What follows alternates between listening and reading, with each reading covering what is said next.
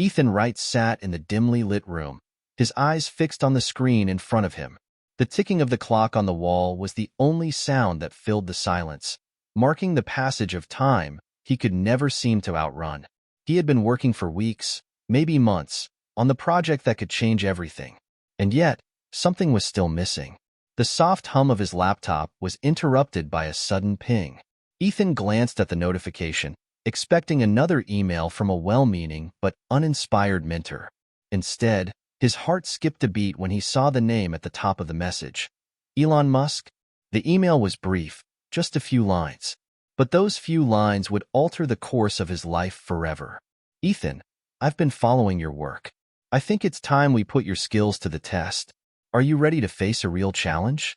Ethan stared at the words, his breath catching in his throat. Was this some sort of joke? The email was so blunt. So, Elon, the challenge wasn't just about tech. It wasn't even about innovation. No, this was a test of something much deeper. Musk wasn't asking for a new idea, a new invention, or a new startup. He was asking for something more, something intangible. Elon Musk, the very man who had made history with companies like Tesla and SpaceX, the billionaire visionary, was challenging him. The young genius who had barely managed to break through the noise of academia. The man whose name was only known in the quiet corners of university labs and niche tech forums. The question that echoed through Ethan's mind wasn't, why me? But, what now? Could he actually rise to the occasion? Was this the moment his life had been leading up to? Or would he crumble under the weight of the world's expectations? He tapped the keyboard nervously, typing out a simple response, I'm ready. The seconds that followed felt like hours. Was this a mistake? Was he really prepared to face someone as relentless as Musk? Just as quickly as the doubt had crept in, another message popped up. Great. We begin tomorrow. Get ready. Ethan leaned back in his chair, his mind racing. The world was watching. And so was Elon Musk. Ethan Wright hadn't always been a name that people whispered about in the tech world. In fact, for most of his life, he'd been just another forgotten face in the crowd. The child prodigy, they'd called him. But no one really understood what it meant to be a child genius growing up in a small town where everyone's expectations of you felt more like a heavy coat you could never take off. Born in a quiet suburb, Ethan's earliest memories weren't of playgrounds or summer vacations. They were of books, tall stacks of them, piled on his desk like the walls of a fortress. His father, Thomas Wright, a once promising scientist who had long abandoned his career for a safe job in an office, had always encouraged Ethan's obsession with knowledge. But it wasn't out of pride. It was desperation. Ethan's genius had been a way for Thomas to live vicariously through his son, a second chance at a life he felt he'd never quite achieved. His mother, Lily, had been different. She wasn't interested in pushing him toward greatness. Instead, she loved him in a quiet, unspoken way. The only thing she ever asked of him was to be happy. But even she could see how it weighed on Ethan, the pressure to perform, to be more than just a boy. She had often told him, it's okay to be ordinary. It's okay to not be the best. But Ethan had never been ordinary. As a child, his brain moved faster than anyone around him. He could solve equations in seconds, had memorized entire books by the time he was 12, and his teachers, when they could even keep up, were baffled by his intellectual capacity. Yet, the older he got, the more isolated he felt. His classmates didn't know how to connect with him, and they made it clear that his brilliance only made him more of an outsider. The constant bullying in school halls had left emotional scars he tried hard to hide. In high school, it was no different. He won every science competition, every math contest, but none of that mattered when the other students avoided him. The whispers behind his back were cruel, and even the teachers, while impressed, had a tendency to look at him like an anomaly, something to be studied but never truly understood. One afternoon, when Ethan was 16, he had stood in front of the school assembly to present his latest invention, a machine that could potentially revolutionize energy consumption. He had poured his heart into the project, but when it was his turn to speak, the auditorium buzzed with a kind of unspoken judgment. Students sneered, some yawning, others checking their phones. One student even dared to shout, "Who cares about a machine? Go make some friends, freak." Ethan had stood there, frozen, as the sting of that moment lingered. He had worked for years to prove himself, and here, in front of everyone, it felt like nothing mattered. His achievements, his intellect, had led him to a place where he was invisible, no different from the quiet, misunderstood kid who sat in the back of the class. His mentor, Dr. Laura Fields, had seen the potential that the others couldn't. Dr. Fields, a physicist who had taken an interest in Ethan when he was just a teenager, had been the first to tell him the truth. "You're not just smart, Ethan. You have the ability to change the world. But if you keep letting them define you, you'll never get there." Despite her encouragement, Ethan never truly believed it. The doubts lingered, and so did the loneliness. His relationship with his parents had soured over the years. His father's pressure became unbearable, especially after a disastrous attempt to create a startup that failed before it even got off the ground. His mother, though loving, never really understood the world Ethan lived in. That's when he had moved to the city for college, hoping that in the vastness of it all, he might find a place where he could belong. But even there, among thousands of students, he remained just a quiet genius in the corner of the library, a hidden force in a world of bright lights and louder voices. It wasn't until he had published his first major paper on renewable energy solutions, a breakthrough that caught the eye of several top researchers, that Ethan finally started to gain attention. Yet, the praise never felt as satisfying as it should have. The more he accomplished, the more he realized. Success had never been enough to fill the emptiness he felt inside. Now, here he was, 22 years old, with a chance to prove himself to the world, with a chance to show Elon Musk that his genius wasn't a fluke. But was he ready to face the challenge? Was he prepared for what came next? The memory of all the doubts, the failures, and the loneliness weighed heavily on Ethan as he sat at his desk, staring at the email. This wasn't just about a competition. It was about finally being seen. It was about proving that all those years of isolation hadn't been in vain. The challenge Musk had given him was more than just a test of intellect. It was a test of whether Ethan could finally live up to the expectations, his own, his father's, and even Musk's, and come out the other side not just as a genius, but as someone who had truly found his place in the world. The morning sunlight spilled through Ethan's apartment window, but he hardly noticed. His laptop sat open on the cluttered desk, displaying the email thread with Musk. The words were simple, almost clinical. "Your task will be sent shortly. Prepare yourself. No shortcuts." Ethan couldn't shake the tension growing in his chest. What could Musk possibly throw at him that would test his limits? He had faced challenges before. Competitions, grueling exams, impossible expectations. But something about this felt different. It wasn't just a chance to prove himself. It felt like a battle for his very identity. The silence of his room was broken by the sharp ping of a new email. With a deep breath, Ethan opened it. The subject line read, "The Energy Crisis." The body of the email was short but packed with weight. Design a scalable, renewable energy solution for rural communities that can be deployed globally within 90 days. It must cost under $500 per unit. Submit your prototype design and implementation plan in 72 hours. Failure is not an option. Ethan's eyes widened. It wasn't just the complexity of the problem. It was the timeline.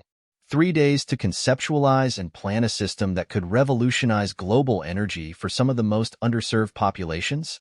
It was an impossible task, and Musk knew it. But that was the point.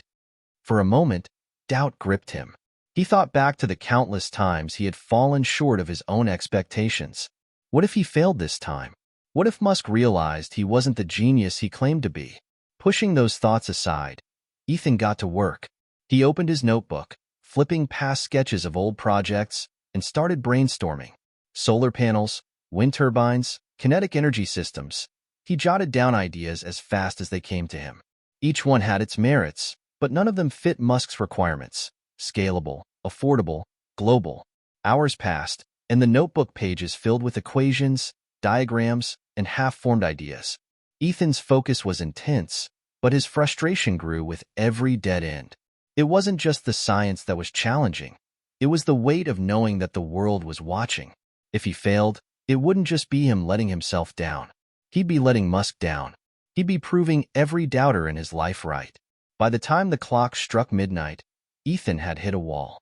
He leaned back in his chair, staring at the ceiling. His apartment felt smaller than ever, the walls closing in around him. His thoughts spiraled back to his childhood, the science fairs, the competitions where he had stood alone, trying to convince himself that being brilliant was enough. He didn't notice his phone vibrating on the desk until the fourth buzz. Picking it up, he saw a name he hadn't expected, Dr. Laura Fields. "Ethan," her familiar voice said when he answered, warm but direct. "I heard you're working on something big." Ethan sighed, running a hand through his hair. "You could say that. Musk wants me to solve the energy crisis in 3 days." There was a pause on the other end. Then, with a laugh, she said, "That sounds like him." "It's impossible," Ethan muttered. "I've been at this for hours, and nothing fits. I don't even know where to start." "Ethan," Dr. Fields said, her tone softening, "you've been solving impossible problems your entire life. This is no different. The only thing standing in your way is you. Stop overthinking it. Sometimes, the simplest solution is the most effective." Her words hit him harder than he expected. Simple.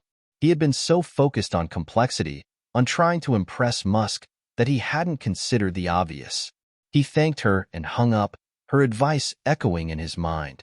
The next morning, Ethan's notebook was open to a fresh page. His earlier frustration was gone, replaced by a newfound determination.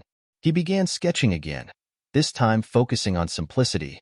A modular design that combined solar and kinetic energy. Lightweight materials that could be sourced locally. A basic but efficient battery system. Hours blurred together as he fine-tuned the concept. He tested calculations, scribbled notes, and cross-checked his data. By the end of the second day, he had something tangible, a prototype design that, at least on paper, could work. It wasn't perfect, but it was a start. Just as he began preparing his final presentation, his laptop screen lit up with a notification. Another email from Musk. "Obstacles are part of the journey. Expect the unexpected." Before Ethan could decipher what that meant, his apartment lights flickered, then went out completely. The hum of the fridge silenced. His laptop screen went black. A power outage. Ethan's heart sank. He checked his phone. 5% battery left. Panic clawed at him as he realized that everything he had worked on, every file, every diagram, was on his dead laptop. And with the deadline approaching, he had no time to start over. Was this Musk's doing? A test of his resilience? Or just cruel coincidence? As he sat in the darkness, Ethan realized he faced his first true obstacle. And this time, there was no safety net. The room was pitch black, the only light coming from the faint glow of Ethan's phone screen as he frantically tried to think of a solution. The irony wasn't lost on him. Working on a renewable energy project during a power outage, he could almost hear Musk's voice in his head, challenging him, mocking him. "Expect the unexpected." Musk's words replayed in his mind like a taunt. Ethan took a deep breath, trying to calm the panic rising in his chest. He had less than 36 hours to finish his project, and now, without power, his entire plan was unraveling. But giving up wasn't an option. He had spent too many years letting doubt dictate his choices. Not this time. He reached for his phone and dialed the only person he could think of, Claire.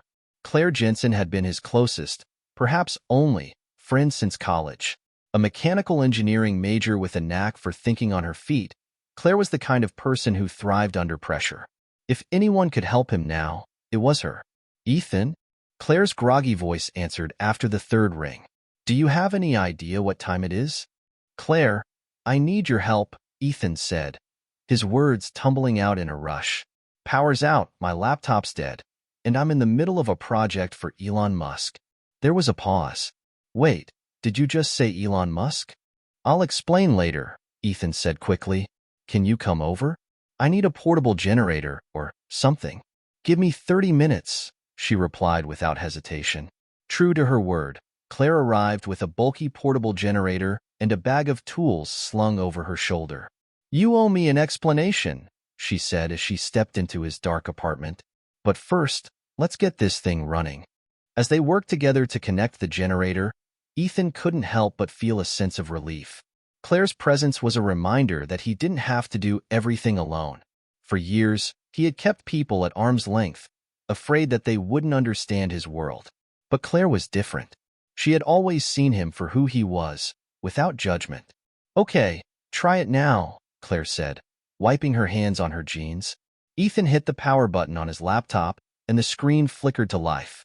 He let out a breath he didn't realize he was holding. "You're a lifesaver." "Don't mention it," Claire said with a grin. "Now, what's this about Elon Musk?" Ethan quickly filled her in on the challenge. Claire listened intently, her expression shifting from surprise to admiration. "You've got 36 hours to design a global energy solution, and you're doing it here? Alone? No wonder you look like you haven't slept in days." "I don't have time for sleep," Ethan said, running a hand through his hair. "This is my one shot to prove myself." Claire leaned against the desk, arms crossed. "Then let's make sure you don't blow it. Show me what you've got so far." Ethan hesitated for a moment, then opened his notebook and laptop, showing her the prototype design. As he explained his concept, a modular system combining solar and kinetic energy, Claire nodded thoughtfully. "It's good," she said, "but the battery design needs work. If this is going to be used in rural areas, you'll need something more durable and efficient. Lithium-ion might not cut it." Ethan frowned. "What do you suggest?" "Supercapacitors," Claire said without missing a beat. "They're faster to charge, have a longer lifespan, and can handle extreme conditions. Plus, they're cheaper to produce if you use graphene." Ethan stared at her, his mind racing. Why hadn't he thought of that? "You're a genius." "I know," Claire said with a wink. "Now, let's get to work." The next 12 hours were a blur. With Claire's input, Ethan reworked the design, refining the battery system and simplifying the assembly process. They brainstormed solutions for distribution, considering how to adapt the system for different regions. The generator hummed steadily in the background as they worked through the night, fueled by adrenaline and too much coffee. By the time the sun rose, they had a working prototype on paper and a detailed implementation plan. It wasn't perfect, but it was solid. Ethan felt a surge of pride as he looked at the finished design. For the first time in days, he believed he could actually pull this off. But just as he was about to send the final submission to Musk, his phone buzzed with another email. The subject line sent a chill down his spine. Phase 2. The email read, "Impressive progress, Ethan. But there's one more thing. Present your prototype to a live panel of experts in 24 hours. No slides, no notes. Just you, your design, and your ability to sell the vision. Good luck." Ethan's heart sank. He hated public speaking. The thought of standing in front of a panel of experts, including Musk himself, made his stomach churn. The challenge had just shifted from technical brilliance to personal resilience. Claire placed a hand on his shoulder. "You've got this," she said, her voice steady. "You've worked too hard to back down now." Ethan nodded, though the doubt still lingered. The real test wasn't just about solving the energy crisis. It was about proving he could rise to the occasion, no matter the odds. The drive to the presentation venue felt endless. Ethan clutched his prototype in his lap, every bump in the road feeling like a jolt to his already fraying nerves. Claire sat beside him in the passenger seat, offering words of encouragement between sips of coffee. "You've got this," she said for what felt like the 100th time. "Just remember, no one knows this design better than you." Ethan nodded, but his mind was racing. The challenge wasn't just about presenting the prototype. It was about selling the vision to people who had seen it all. Industry leaders, engineers, and Elon Musk himself. He had to make them believe in his idea, in him. The venue was a sleek, glass-walled conference room in one of Musk's SpaceX facilities. The moment Ethan walked in, he felt dwarfed by the grandeur of it all. Cameras lined the edges of the room, ready to broadcast the presentation to a live audience online. A row of stern-looking panelists sat at the far end of the room, their expressions unreadable. In the center sat Musk, leaning back in his chair with his signature calculating gaze. "Ethan," Musk said as he gestured to the empty stage, "let's see what you've got." Ethan's palms were clammy as he placed the prototype on the table in front of him. He could feel the weight of their stares, the quiet hum of anticipation filling the room. For a moment, he froze, his mind blank. Every word he had rehearsed with Claire evaporated like mist. "Any time now," one of the panelists said, breaking the silence. Ethan swallowed hard and stepped forward. "This," he began, his voice shaky, "is the Intermod, a modular, renewable energy solution designed for rural communities around the globe." As he spoke, his confidence began to build. He explained how the Intermod combined solar panels with a kinetic energy system that could harness power from everyday movements like walking or cycling. He described the use of graphene supercapacitors, which made the system durable, efficient, and affordable. He outlined the plan for local production and distribution, emphasizing how the design empowered communities to take charge of their energy needs. The panelists leaned forward, their expressions shifting from skepticism to intrigue. Musk's gaze remained steady, his fingers steepled in front of him. Then came the questions. "How do you ensure the system's reliability in extreme weather conditions?" one panelist asked. Ethan answered with data he had memorized, explaining how the materials used were chosen for their resilience and adaptability. "What's your cost breakdown for global scalability?" another chimed in. He pulled from the implementation plan he and Claire had worked tirelessly on, detailing how local sourcing and modular design reduced costs. "What happens when the technology becomes obsolete?" a third panelist challenged. Ethan paused, then answered, "The modular nature of the Intermod allows for upgrades to individual components without replacing the entire system. It's designed to evolve with advancements in technology." The questions kept coming, each one testing a different aspect of his design, his logic, his vision. By the end, Ethan was exhausted but steady. He had answered every question to the best of his ability, and though doubt still lingered in the back of his mind, he felt a flicker of pride. Finally, Musk leaned forward. The room went silent. "You've done well," Musk said, his voice calm but firm. "The design is promising, and your approach shows ingenuity. But there's one thing you haven't addressed." Ethan's stomach dropped. "What's that?" Musk stood, his imposing presence filling the room. "The human element," he said. "This project isn't just about engineering, it's about changing lives. Tell me, Ethan, why does this matter to you?" The question hit Ethan like a punch to the gut. He hadn't prepared for this. He had spent so much time focusing on the technical details that he hadn't considered the emotional core of his work. But as he looked at Musk, at the panelists, at the cameras broadcasting to the world, he knew he had to dig deep.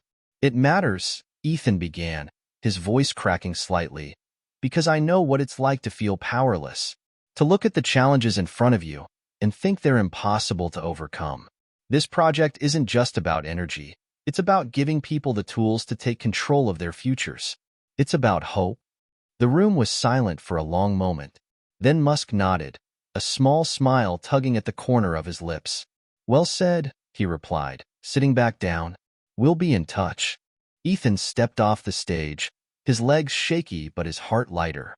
Claire was waiting for him at the door, a wide grin on her face.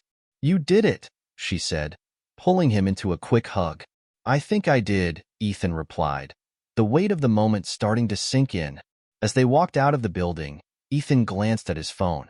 Social media was already buzzing with reactions to his presentation. Some praised his innovation, others questioned his chances. But for the first time in a long time, Ethan didn't feel the need to prove anything to anyone. He had faced his fear and come out the other side stronger. What happened next was out of his hands. But for now, he allowed himself to hope. Ethan sat in the small coffee shop across from Claire, staring blankly at his untouched cappuccino. The adrenaline from the presentation had long since worn off, leaving him in a strange limbo of exhaustion and anticipation. The panel's reactions replayed endlessly in his mind, every comment and nod scrutinized under the harsh light of self-doubt. Claire, ever the optimist, sipped her latte with an air of satisfaction. "You crushed it," she said for the 5th time. "Did I?" Ethan muttered. Musk barely reacted. I couldn't tell if he was impressed or just polite. Claire rolled her eyes. "That's just his thing. The guy is basically a human poker face. But trust me, they were impressed. You had answers for everything, and your prototype was solid. What more could they want?"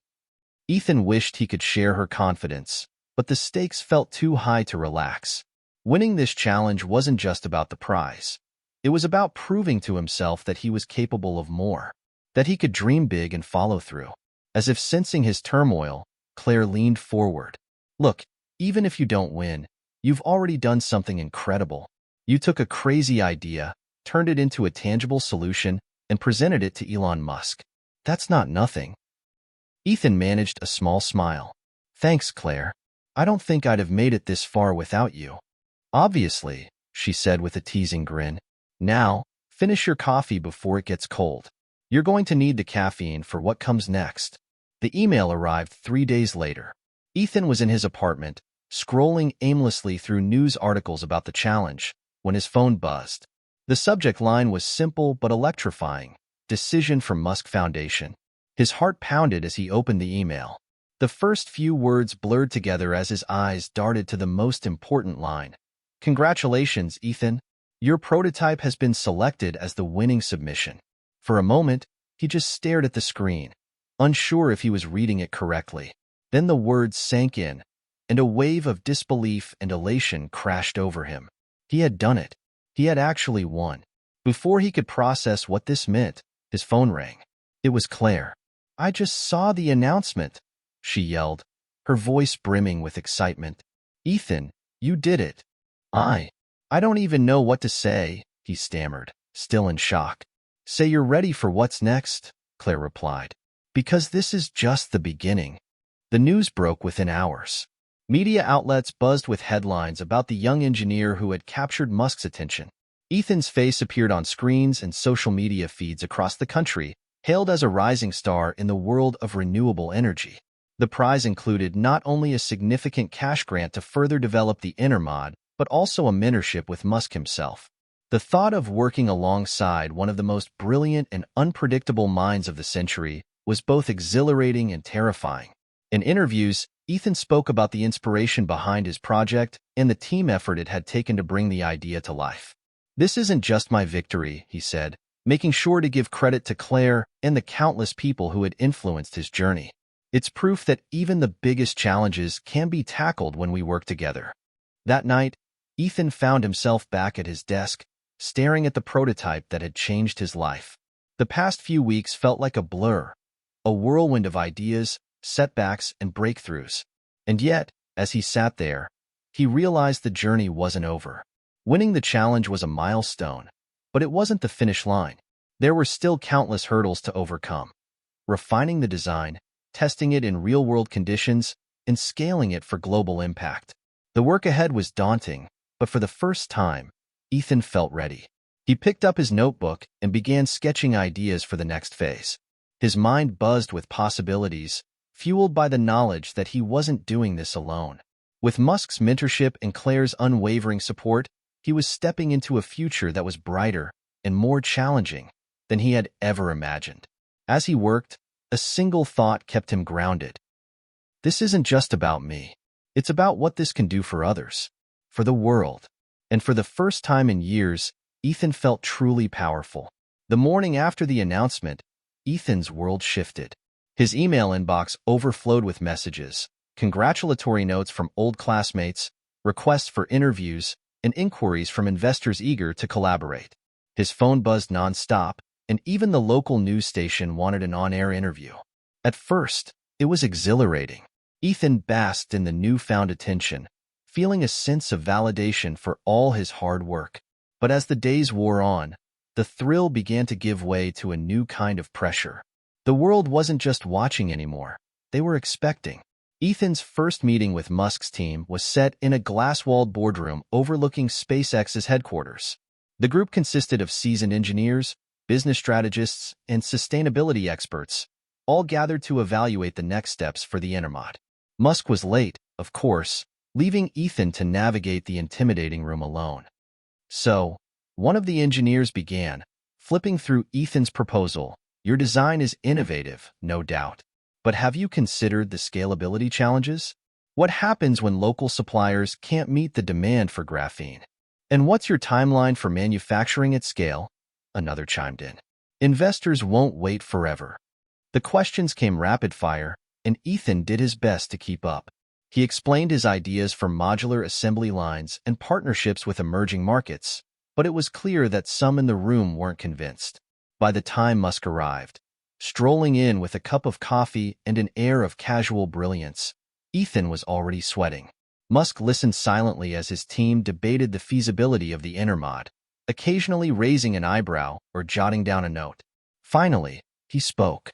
"Ethan," Musk said, fixing him with that piercing gaze, "these are solvable problems, but only if you're willing to adapt. The real question is, how far are you willing to push yourself?" That question lingered in Ethan's mind as the days turned into weeks. The mentorship with Musk was both a blessing and a challenge. Musk was relentless, pushing Ethan to refine every detail of the Intermod, while simultaneously challenging him to think bigger. "Don't just solve today's problems," Musk told him during one late-night video call.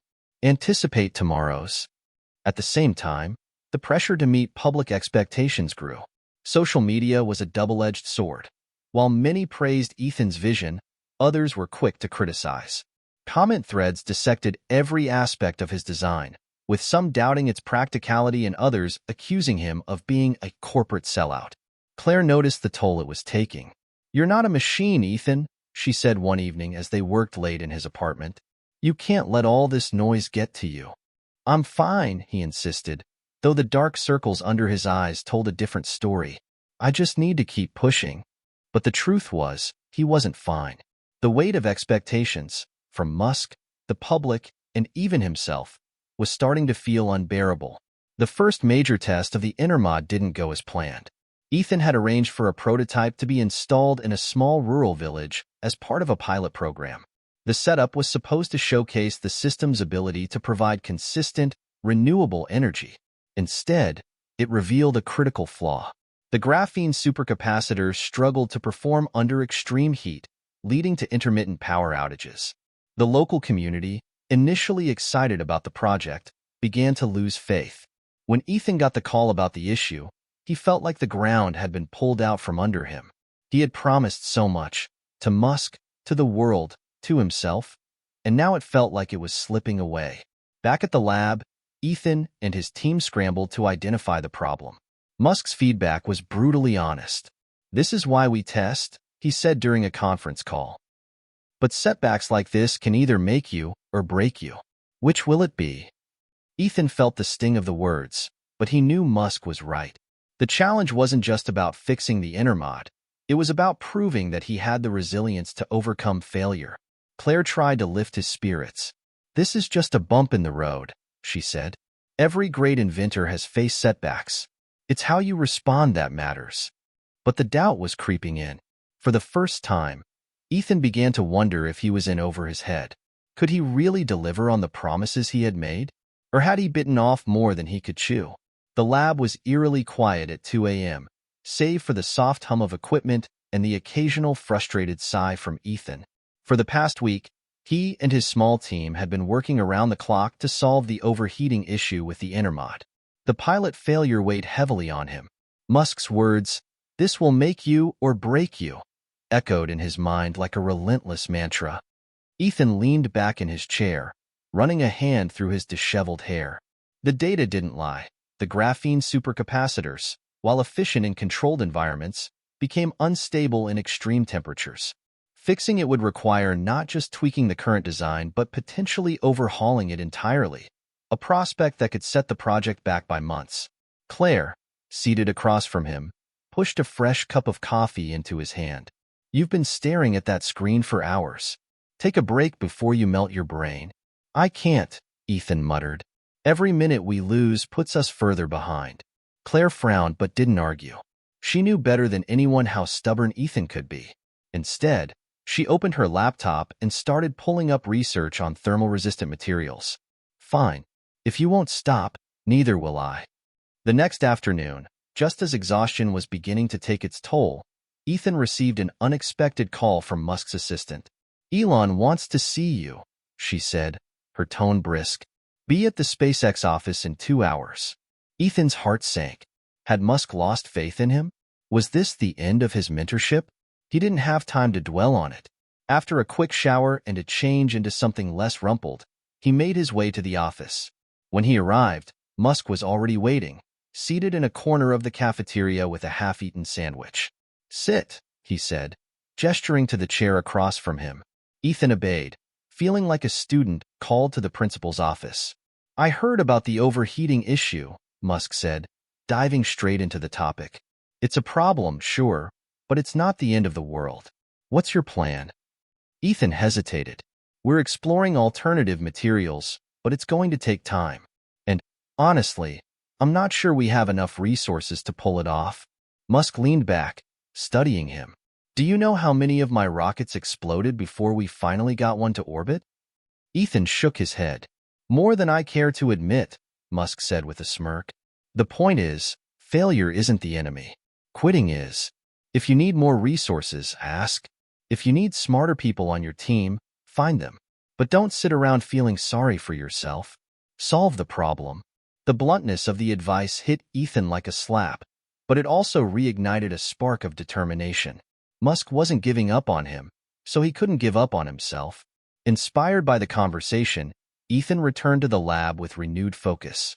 He and Claire expanded their research, reaching out to experts in material science for guidance. One of the specialists, a retired professor named Dr. Marion Wright, suggested exploring hybrid materials, combining graphene with a heat-resistant polymer to improve thermal stability. It was a risky idea. The hybrid material hadn't been widely tested in energy storage applications, and the manufacturing costs would skyrocket. But it was the best lead they had. Over the next 2 weeks, the team worked tirelessly to develop a new prototype. There were setbacks, of course, failed tests, miscalculated formulas, and more sleepless nights than Ethan could count. But slowly, progress emerged from the chaos. The new design not only solved the overheating issue, but also improved the overall efficiency of the system. The breakthrough came late one night when the team ran the final test. The Intermod operated flawlessly, even under simulated extreme conditions. For the first time in weeks, Ethan allowed himself a genuine smile. "We did it," Claire said, her voice filled with awe. "No," Ethan replied, glancing around at his team. "We did it." With the overheating issue resolved, Ethan knew it was time to return to the pilot site and prove the Intermod's potential. But the stakes were higher now. The media had caught wind of the initial failure, and critics were eager to pounce on any sign of weakness. As the team packed up the new prototype for transport, Ethan felt the weight of the world on his shoulders. This wasn't just about redeeming the Intermod, it was about redeeming himself. Claire noticed his tension and placed a reassuring hand on his arm. "You're ready for this," she said. "And no matter what happens, you're not in this alone." Ethan nodded, grateful for her support. As the truck pulled away, carrying the future of his dream, he couldn't help but feel a mix of fear and excitement. The journey was far from over, but for the first time in a long time, he felt like he was moving in the right direction.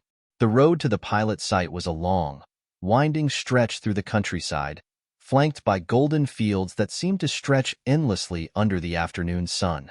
In the back of the truck sat the newly redesigned Intermod, packed securely and gleaming with promise.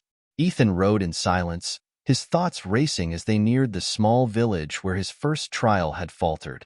This time, there were no grand announcements or media cameras. Ethan wanted this second chance to be quiet, focused. The only people who mattered now were the villagers, the ones whose faith he had to earn back. When the truck pulled into the village square, a small crowd had gathered. Word of the Intermod's return had spread quickly. Some faces were curious, others skeptical. Ethan spotted Mr. Diaz, the village elder, standing with his arms crossed near the back. His expression was unreadable, but the last time they had spoken, his disappointment had been clear. Claire hopped out of the truck first, flashing her usual confident smile. "Good afternoon, everyone," she said brightly, waving to the crowd. Ethan followed, less enthusiastic but determined. "Thank you for giving us another chance," Ethan began, his voice steady despite the lump in his throat. "I know we let you down before, but we've worked day and night to fix the problem. This new design is more reliable, and I believe it will finally bring the energy independence you deserve." The villagers murmured among themselves. Finally, Mr. Diaz stepped forward. "We'll see," he said simply, his tone neither welcoming nor dismissive. The team got to work immediately, setting up the new intermod near the village's community center. The process was smoother this time, thanks to weeks of testing and preparation. As Ethan tightened the final bolt, he felt a flicker of hope. "All right," he said, stepping back and wiping his hands on his jeans. "Let's fire it up." The system hummed to life, its panels tilting automatically to capture the optimal angle of sunlight. A digital display on the side showed the flow of energy being stored in the supercapacitors. "Looks good so far," Claire said, monitoring the data on her tablet. But Ethan knew better than to celebrate too soon. The real test would come at night, when the stored energy would power the village's lights and appliances. If the intermod failed again, there would be no third chance. As dusk fell, the village gathered in the square, their faces illuminated by the soft glow of the first streetlights powered by the intermod. Children ran around laughing, while the adults watched cautiously, as if afraid the lights might flicker out at any moment. Ethan stood off to the side, his arms crossed tightly. Claire joined him, handing him a cup of tea. "You need to relax," she said. "I'll relax when it works," he replied. Hours passed, and the intermod performed flawlessly. House by house, light filled the village. The community center powered up its refrigeration units for the first time in weeks, and a small shop owner turned on his radio, filling the square with cheerful music. The villagers' cautious optimism began to give way to genuine excitement. Mr. Diaz approached Ethan, his expression softer than before. "It's working," he said simply. Ethan nodded, his chest swelling with relief. "It's just the beginning," he replied. "There's more we can do, better systems, more capacity. But this is a start." As the night wore on, the celebration grew livelier. Ethan found himself surrounded by villagers offering thanks, shaking his hand, and even clapping him on the back. For the first time in months, he felt a weight lift off his shoulders. The intermod wasn't just an idea anymore. It was a reality, changing lives. Claire pulled him aside at one point, her eyes shining. "You did it, Ethan." "We did it," he corrected, smiling at her. But as he looked around at the joyful faces, he knew the journey wasn't over. The success of the pilot was just one step. Scaling the intermod, making it affordable and accessible to communities around the world, that was the real challenge. And with Musk's mentorship, the stakes were about to get even higher. The next morning, as the team prepared to leave the village, Ethan's phone buzzed. It was a text from Musk. "Good job. Now, let's talk about Phase 2. Meet me tomorrow." Ethan stared at the message, a mix of excitement and apprehension swirling in his chest. The first hurdle was behind him, but the path ahead was uncharted and undoubtedly more difficult. Still, for the first time in weeks, he felt ready to face it. Ethan stood outside the sleek, glass-walled conference room at SpaceX headquarters, clutching his notebook tightly. The hum of innovation was palpable here. Engineers zipping by with prototypes, whiteboards covered in complex equations, and the faint sound of rockets being tested in the distance. Musk had summoned him for what he called Phase 2, but the cryptic message offered no clues as to what it entailed. When Musk finally entered, he moved with his usual combination of urgency and calm authority. "Ethan," he said, clapping him on the shoulder, "good job on the village. But now it's time to think bigger." Ethan followed Musk into the room, where a massive screen displayed a map of the world.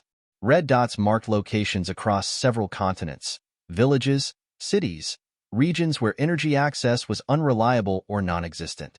Musk gestured toward the map. "What you've done in that village is great, but it's a drop in the ocean. What we need is a system scalable enough to power communities on every continent. The intermod is promising, but it has to be smarter, cheaper, and deployable at scale." Ethan's mind raced as Musk outlined his vision. Phase 2 wasn't just about improving the intermod, it was about creating an ecosystem. Musk envisioned a network of modular energy solutions, each capable of adapting to different climates, terrains, and community needs. "The intermod you built is version 1.0, Musk continued. "We need version 10.0, lightweight, self-repairing, and autonomous. And we need it in a year." "A year?" Ethan's voice cracked. Musk raised an eyebrow. "You think I'm being too generous?" Ethan swallowed hard. "No, sir. It's just, That's an incredibly ambitious timeline.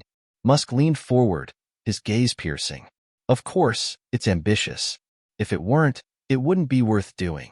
But you're not doing this alone. I'm assigning you a team, a mix of your people and some of my top engineers. You'll have access to the best resources, but make no mistake, the pressure will be tenfold. Can you handle that? Ethan hesitated. The weight of the challenge loomed large, but so did the opportunity. Yes, he said finally. I can handle it. Back at the lab, the dynamic shifted immediately. Musk's engineers brought a level of expertise and efficiency Ethan admired, but their presence also sparked tensions. Claire, who had been Ethan's closest ally, seemed particularly unsettled. They're treating this like it's their project now, she muttered after a heated meeting where one of Musk's engineers had dismissed her suggestions. We built the Intermod, Ethan. They're just swooping in like they know everything. They're here to help, Ethan said, though he couldn't entirely hide his own frustrations. We wouldn't be able to meet Musk's deadline without them. But at what cost? Claire shot back. Don't let them push you out of your own vision. Ethan didn't reply, but her words stuck with him. He had to find a way to balance the old team's loyalty with the new team's expertise, a task that was proving harder than any technical challenge. The team's first major disagreement came over the materials for the next-generation Intermod. Musk's engineers wanted to use cutting-edge components that would optimize performance but drive up costs significantly. Ethan and Claire argued for a more pragmatic approach, focusing on affordability to ensure the system could be deployed in impoverished areas. The debate grew heated, and Ethan found himself caught in the middle. He respected the logic behind both arguments, but couldn't shake the feeling that the project was losing sight of its original purpose. That night, as he reviewed the latest designs, Ethan received an email from Musk. Leaders make hard decisions. Don't try to please everyone. Focus on the mission. Ethan stared at the screen, the words both reassuring and daunting. He knew he had to step up, but the path forward was anything but clear.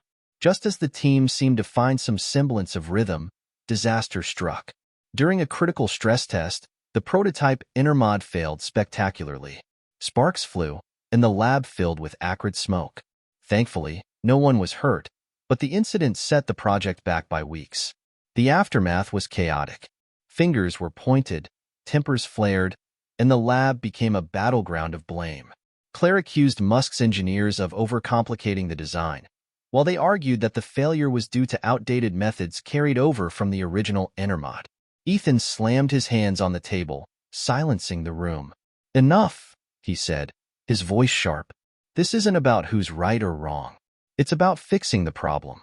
If we keep fighting, we're going to fail, and that's not an option. The team grudgingly returned to work, but the tension lingered. Ethan felt the strain acutely. Every setback felt personal, every argument a reflection of his leadership. Late one night, Ethan sat alone in the lab, staring at the charred remains of the failed prototype.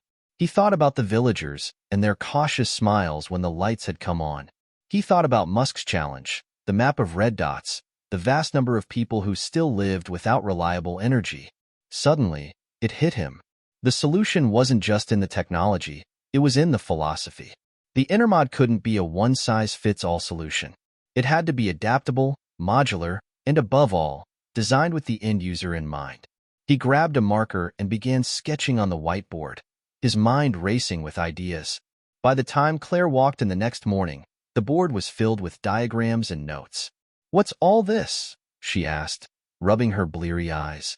"A new approach," Ethan said, his voice alive with determination. "We've been thinking about this all wrong. It's not about making the perfect system. It's about making the right system for each situation."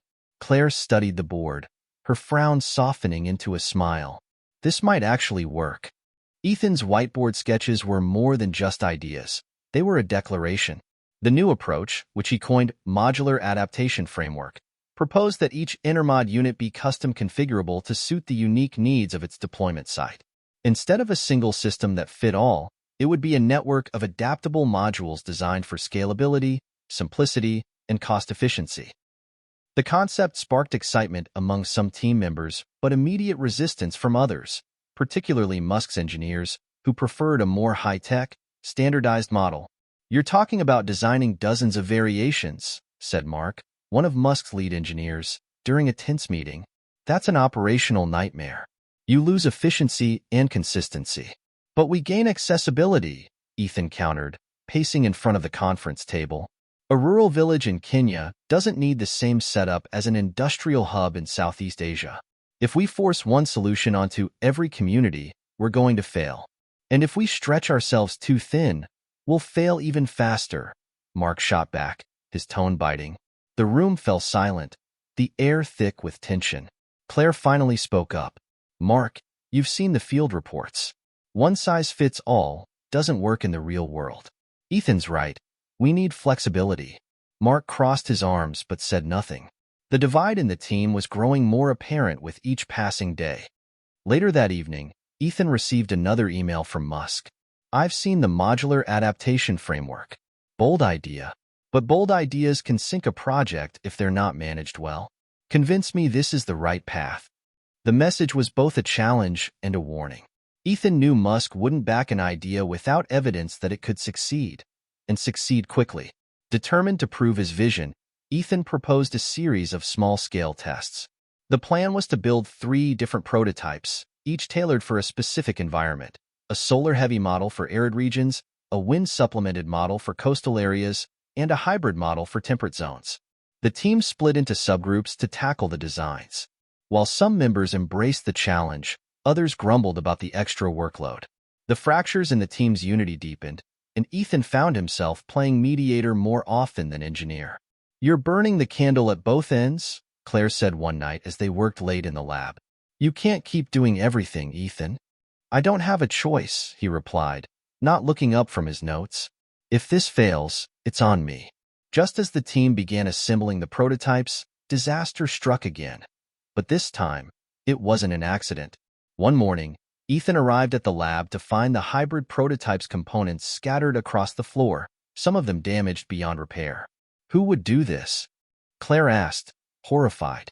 Ethan clenched his fists, his mind racing. It was hard to believe anyone on the team would sabotage the project, but the evidence was clear.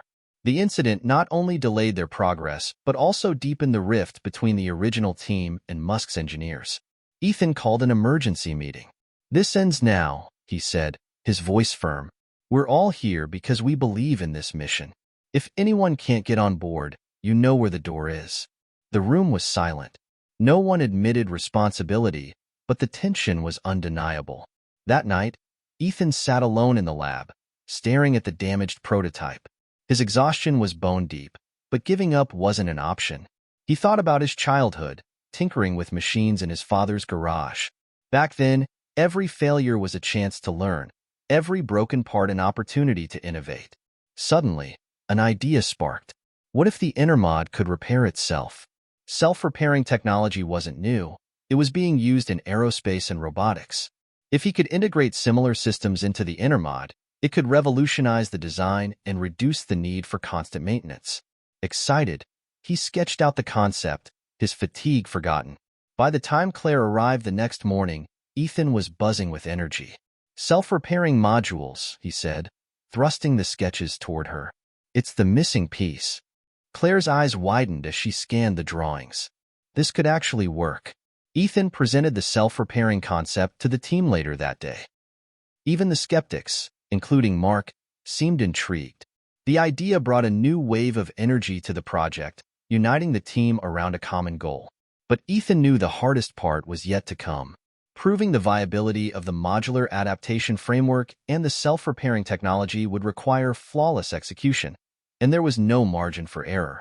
The lab hummed with a frenetic energy as the team worked tirelessly to bring Ethan's vision to life. The self-repairing modules were a game-changer, but they also added complexity to an already ambitious project. With Musk's deadline looming, every second counted. Ethan divided his time between managing the team, troubleshooting technical issues, and strategizing how to present the prototypes to Musk. The weight of the challenge felt heavier with each passing day, but he couldn't afford to show weakness, not when the entire team was looking to him for leadership. 2 weeks into the prototype phase, a critical test of the self-repairing mechanism failed spectacularly. Instead of fixing a simulated fault, the system short-circuited, rendering the module inoperable. "We're running out of time," Mark exclaimed, throwing his clipboard onto the table. "These experimental features are killing us. We should stick with the basics." Ethan bristled, but kept his tone measured. "If we abandon the self-repairing system now, we'll lose one of the most innovative aspects of the project. We just need to figure out what went wrong." Mark shook his head. "You're gambling with this entire project." The room fell silent, and for a moment, Ethan questioned himself. Was he pushing the team too hard? Was the vision too ambitious? But then he remembered the map of red dots and the countless people depending on their success. He couldn't let fear dictate their path. Determined to solve the problem, Ethan and Claire stayed late that night, running simulations and poring over data. After hours of dead ends, Claire finally spotted the issue: a miscalculation in the algorithm controlling the repair mechanism. This might work," she said, adjusting the code and running a new test. Ethan held his breath as the simulation played out. The module detected the fault, rerouted power, and repaired itself in real time. "We did it," Ethan said, exhaling in relief. For the first time in weeks, he allowed himself a small smile. The successful test reignited a spark of optimism within the team, but Ethan knew the underlying tensions hadn't disappeared. During a team meeting, he addressed the elephant in the room. "I know this project has been harder than any of us anticipated," he said. "I've made mistakes, and I know some of you have doubts. But this isn't about me or any one of us. It's about the mission. If we stay divided, we'll fail. If we come together, we'll change the world." To his surprise, Mark was the first to respond. "You're right," he said, his tone softer than usual. "Let's finish this." The room relaxed, and for the first time in weeks, Ethan felt like the team was truly united. With the team back on track, progress accelerated. The three prototypes, solar, wind, and hybrid, began taking shape. Each unit was a marvel of engineering, combining cutting-edge technology with practical design. But the closer they got to completion, the more the pressure mounted. Musk's occasional check-ins were brief but pointed, his questions sharp and unrelenting. "Are you on schedule?" he asked during a video call. "Yes," Ethan replied, though the truth was more complicated. While the prototypes were nearly complete, they hadn't been tested in real-world conditions, a critical step that could make or break the project. "Good," Musk said, "because I've scheduled the demonstration." Ethan's heart skipped a beat. "When?" "2 weeks from today," Musk replied. "We'll have investors, government officials, and media in attendance. Don't disappoint me." The call ended, leaving the team staring at Ethan. 2 weeks. It wasn't enough time, but it had to be. The final days before the demonstration were a blur of activity. The team worked around the clock, tweaking designs, running tests, and fixing last-minute issues. Despite their exhaustion, the shared sense of purpose kept them going. Ethan barely slept, fueled by adrenaline and sheer determination. He knew that everything, his career, the team's reputation, and the future of the Intermod, hinged on the success of the demonstration. Just 3 days before the demonstration, disaster struck. The wind-powered prototype malfunctioned during a critical test, its turbine blades snapping under stress. Panic spread through the lab. "We don't have time to rebuild it," Claire said, her voice tinged with desperation. "We don't need to rebuild," Ethan said, his mind racing. "We just need to reinforce the existing blades. If we use the composite material from the hybrid model." "That's risky," Mark interjected. "If the hybrid model fails because of this, we're doomed." "It's a calculated risk," Ethan said, "but it's our best shot." After a tense discussion, the team agreed to proceed with Ethan's plan. They worked through the night, reinforcing the turbine blades and praying the fix would hold. The morning of the demonstration arrived, and the prototypes were loaded onto trucks bound for the testing site. Ethan stood outside the lab, watching as the vehicles disappeared down the road. "We did everything we could," Claire said, standing beside him. Ethan nodded, though his stomach churned with anxiety. Now it's up to the prototypes. The air was thick with tension as Ethan stood at the front of the makeshift presentation space, watching as government officials, investors, and journalists filed into the venue. This was it, the moment they'd been working toward for months. The prototypes were ready, the team was assembled, and every eye was on them. The sleek, shiny machines sat beneath white tarps, their forms hidden, but their potential radiating through the room. Ethan's heart pounded in his chest as he waited for Musk to arrive. He had no idea what to expect from the demonstration, only that it needed to be flawless. As Musk entered, followed by a group of high-profile investors, the room fell silent. His presence was commanding, and his eyes immediately scanned the prototypes. "Well, Ethan," Musk said with a smirk, "I hope you've prepared something worth my time." Ethan forced a smile, trying to mask the nervousness in his voice. "We're ready. You'll see." The demonstration was set to begin, and Ethan was determined to show Musk and the world that their vision was more than just a theory. The modular, self-repairing systems could change the way energy was delivered to communities around the world. The first module to be tested was the solar-powered prototype. The crowd watched eagerly as Ethan and the team activated the system. The solar panels began to power up, feeding energy into the storage units. At first, everything seemed to go smoothly, but then a sudden surge of power caused a small malfunction. The solar panels' output spiked, threatening to overheat the system. Ethan's heart skipped a beat as the audience murmured in concern. Sweat beaded on his brow. He had been so focused on the wind-powered unit that he hadn't anticipated this exact scenario.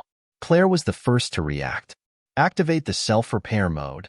Ethan nodded, his fingers flying over the control panel. Within moments, the system kicked into gear, rerouting the power and stabilizing the solar unit's output. The audience fell silent, watching in awe as the system corrected itself in real time. That's incredible," said one of the investors, clearly impressed. The self-repairing technology had worked, under pressure, and the crowd was starting to believe. Next up was the wind-powered model. The team had reinforced the turbine blades the night before, but doubts still lingered. As the turbine began to spin, it seemed to be functioning as expected. But suddenly, a loud crack echoed through the air. The reinforced blades had begun to crack under the pressure. Ethan's stomach dropped. It was happening again. But before panic could set in, the self-repair mechanism engaged, and the turbine immediately began to stabilize. Within seconds, the cracks began to seal, the blades regaining their structural integrity. The audience gasped in amazement as the system continued to operate without further issue.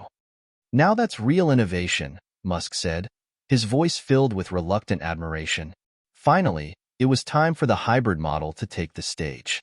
This was the most complex of the prototypes, combining both solar and wind power into a unified system.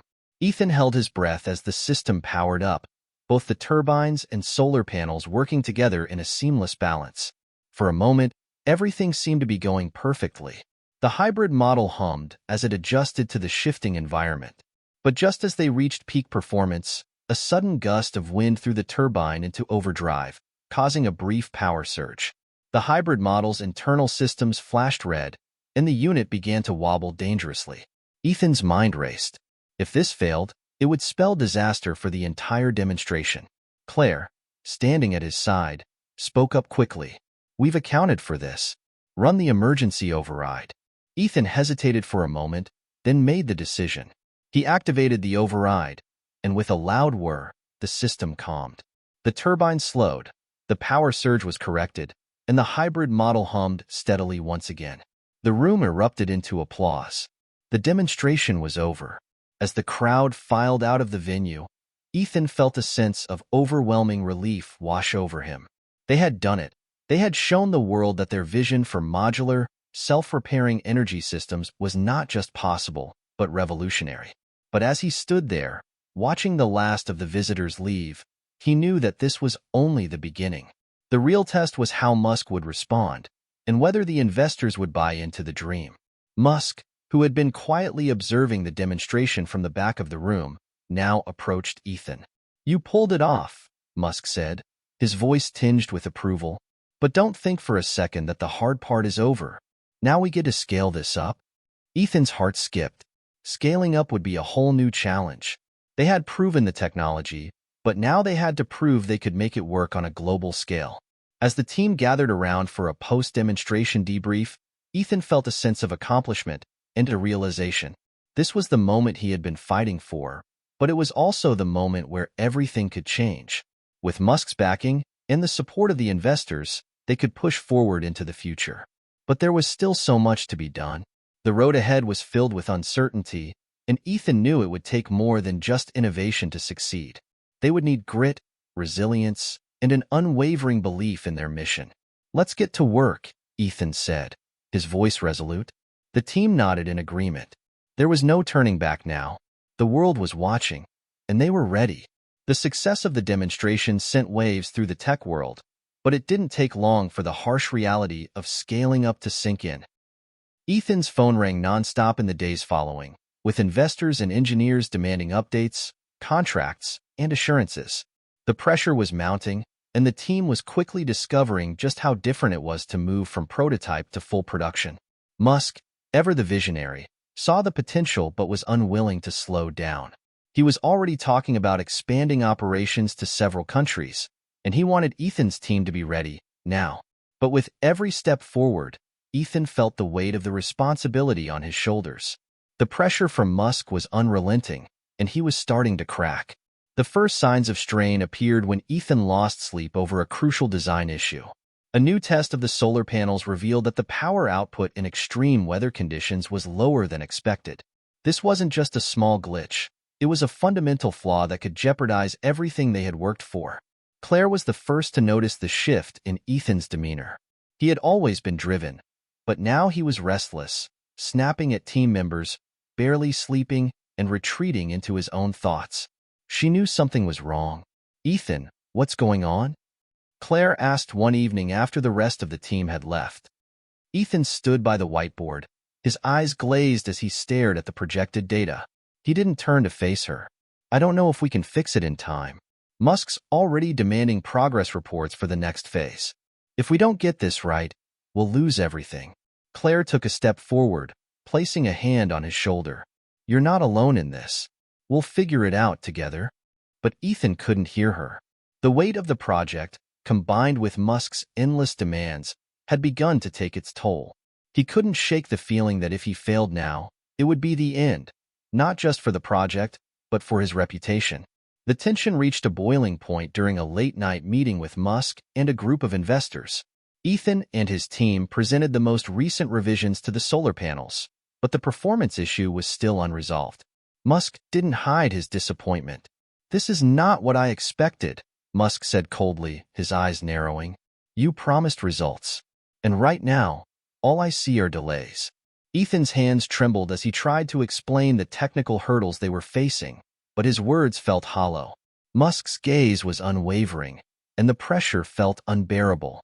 "You said you could do this, Ethan," Musk continued, his voice barely above a whisper. "If you can't deliver, I'll find someone who can." The words stung. Ethan had heard Musk's criticism before, but this felt different. It was more than just business. It was a rejection of everything he had worked for. In that moment, he felt the ground beneath him give way. Could he really pull this off? Was he in over his head? After the meeting, Ethan retreated to his office, closing the door behind him. He sat at his desk, his head in his hands, the weight of the world pressing down on him. He felt like a failure. Claire knocked gently and entered, her expression soft but determined. "Ethan, talk to me," she said, sitting across from him. "You're not okay." Ethan lifted his head, meeting her gaze for the first time in days. He could see the concern in her eyes, but he didn't know how to explain the feelings of inadequacy gnawing at him. "I don't think I can do it," he confessed, his voice cracking. "Musk, he's pushing us too hard. I'm scared I'm not good enough. What if I fail? What if I let everyone down?" Claire reached across the desk and placed her hand on his. "You're not alone in this. We're all in this together. You've come so far already, Ethan. You can't let fear stop you now." Her words hit Ethan harder than he expected. For the first time in a long while, he allowed himself to consider the possibility of failure, not as a definitive end, but as a step along the way. Maybe he didn't have all the answers right now, but he didn't have to do this alone. Later that evening, as Ethan tried to clear his mind, his phone rang. The name on the screen was unexpected. Musk? His heart raced as he answered, not knowing what to expect. "Ethan," Musk's voice came through, sharp and direct. "I've been thinking about what you said. I realize the pressure is intense. I've pushed you harder than I should have." Ethan was stunned. Was this a trick? Was Musk trying to manipulate him? "You've got a good team," Musk continued, softer this time. "And I believe in what you're building. I'm not here to break you. I'm here to help you succeed. But you need to believe in yourself, too." The words felt like a lifeline. Musk wasn't giving up on them. Not yet. Ethan realized that he had been seeing the project through his own doubts, rather than the incredible potential of the technology. The conversation with Musk sparked something inside Ethan. He realized that this wasn't just about delivering results for Musk or for the investors. It was about the impact they could have on the world. This technology could change lives, save energy, and reshape entire industries. He couldn't let fear stand in the way. The next morning, Ethan walked into the lab with renewed determination. He called the team together and spoke to them with conviction. "We've hit some bumps, but we're not giving up. We're going to fix this. We have the talent, the vision, and the drive. We can do this together." The team rallied around him, their faith restored. It was time to push forward, not just for the project, but for the future they all believed in. Ethan's resolve was solidified. There was no turning back now. He had a team that believed in him, and the belief that the technology could change the world was enough to push through any obstacle. The late nights, the tension with Musk, and the fear of failure had all led to this moment, the final phase of testing. But they weren't just testing prototypes anymore. They were testing the limits of possibility. In the weeks following his conversation with Musk, Ethan and the team threw themselves into their work with renewed energy. Every test, every adjustment, felt like it was leading them closer to the breakthrough they needed. But with each step forward, they also encountered new, unexpected obstacles. The solar panels would overheat under certain conditions, and the wind turbines needed more stabilizing than they had initially anticipated. The problem wasn't the technology, it was the environment. They were pushing the prototypes into extreme conditions, and the systems were struggling to keep up. The team found themselves at a crossroads. Should they continue to push the boundaries of what was possible, or scale back and play it safe? Ethan stood at the edge of the lab, staring at the system configurations on the monitor. The data was there, but it didn't make sense. Everything seemed to be misaligned.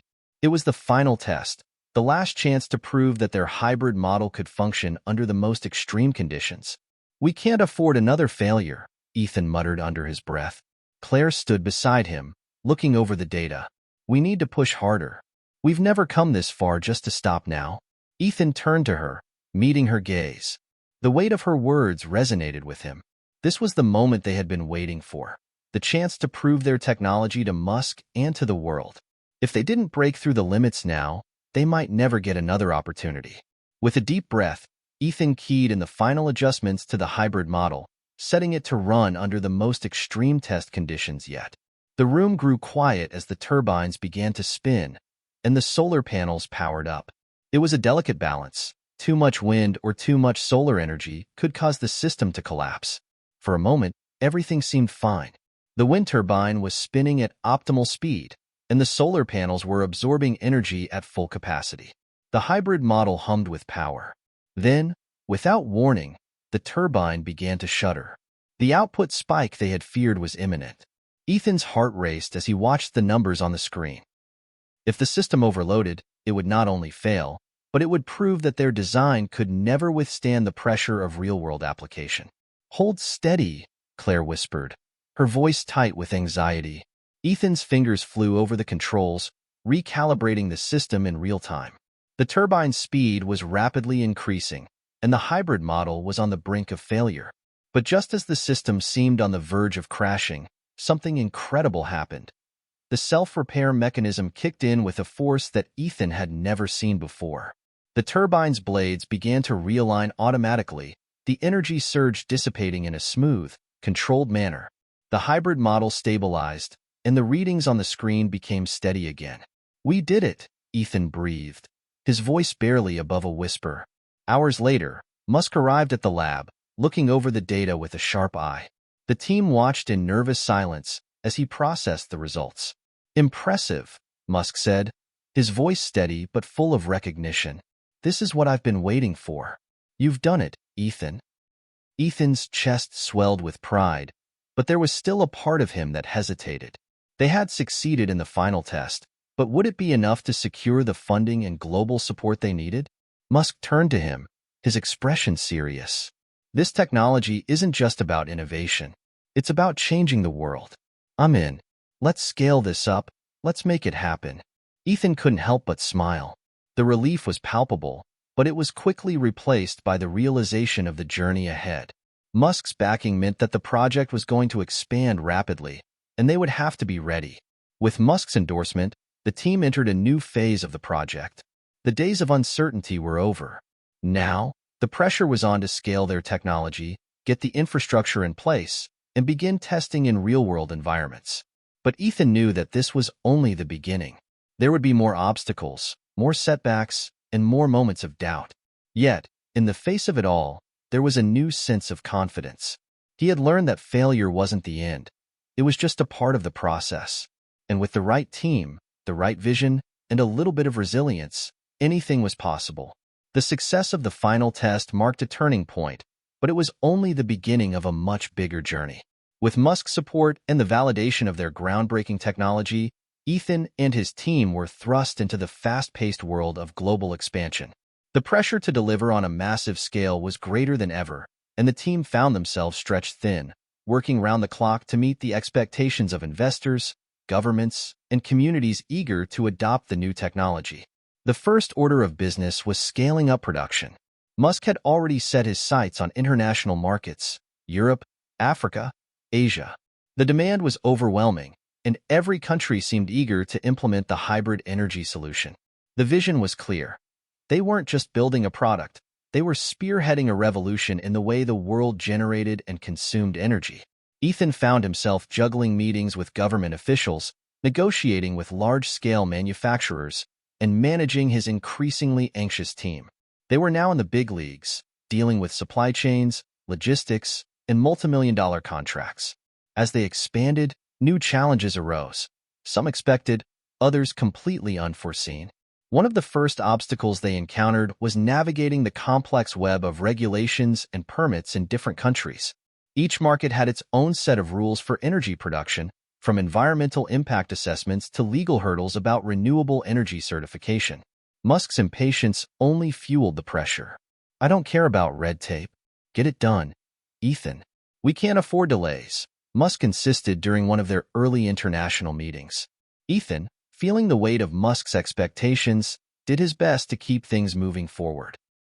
But it became clear that every new country required a deep dive into local laws and policies, slowing the process more than he would have liked. Claire, ever the problem solver, suggested that they create an international legal team specifically to handle the red tape. She spearheaded this effort, hiring experts who could navigate the bureaucratic maze. It wasn't glamorous, but it was necessary. And as the team started to tackle these legal challenges, Ethan could breathe a little easier. While the legal team worked on permits, the rest of the team faced an even bigger issue: manufacturing. The hybrid technology that had worked so well in the lab was now being produced on a massive scale, and it wasn't as simple as flipping a switch. The components were highly specialized, and the cost of production was climbing. Some components were taking longer to source than anticipated, and quality control became a nightmare. One evening, as Ethan reviewed the numbers with his team, he noticed something troubling. The hybrid systems they had begun mass-producing were starting to fail during early installations.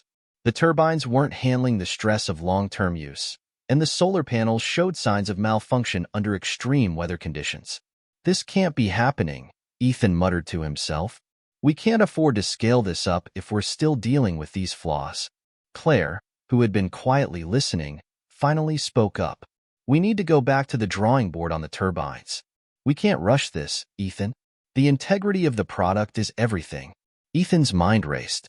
The dream of revolutionizing the global energy market was within reach, but if they couldn't fix the reliability issues, they would lose everything.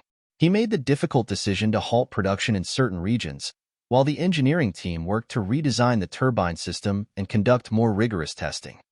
The decision to delay production was met with frustration from investors, some of whom had already committed to large-scale implementations in countries like Germany and India. They weren't happy about the setback, but Musk, despite his usual impatience, understood the gravity of the situation. "I get it, Ethan," Musk said during one late-night call. "This is a make-or-break moment. Get it right." The weeks that followed were grueling. Ethan and the engineering team worked tirelessly to address the turbine issues, running simulation after simulation, making adjustments, and pushing the boundaries of what the current technology could handle. With Claire's leadership, they finally made a breakthrough. They managed to stabilize the turbine's performance and improved its durability under extreme conditions. By the time the product was ready for global deployment again, they had refined the design and implemented more robust testing protocols. Ethan felt a sense of relief, but he knew the road ahead would still be difficult. The day they shipped the first batch of fully tested hybrid systems to international markets was a milestone in itself. Ethan stood in the warehouse as the trucks began to roll out, the weight of the moment settling in. "This is it," he said to Claire, who had been by his side through every twist and turn of the journey. "I know, but this is just the beginning," she replied with a smile. "We've got a long way to go."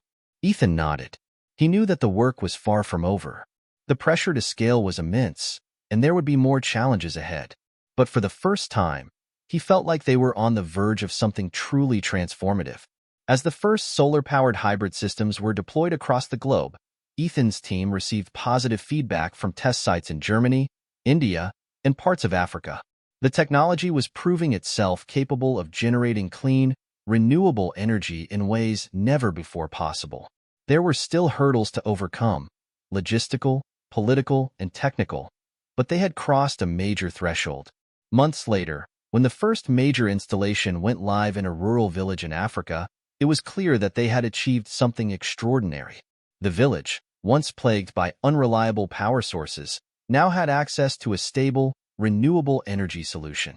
Ethan watched the footage of the lights coming on for the first time, knowing that this was just the beginning of a global shift. The hybrid technology wasn't just an innovation.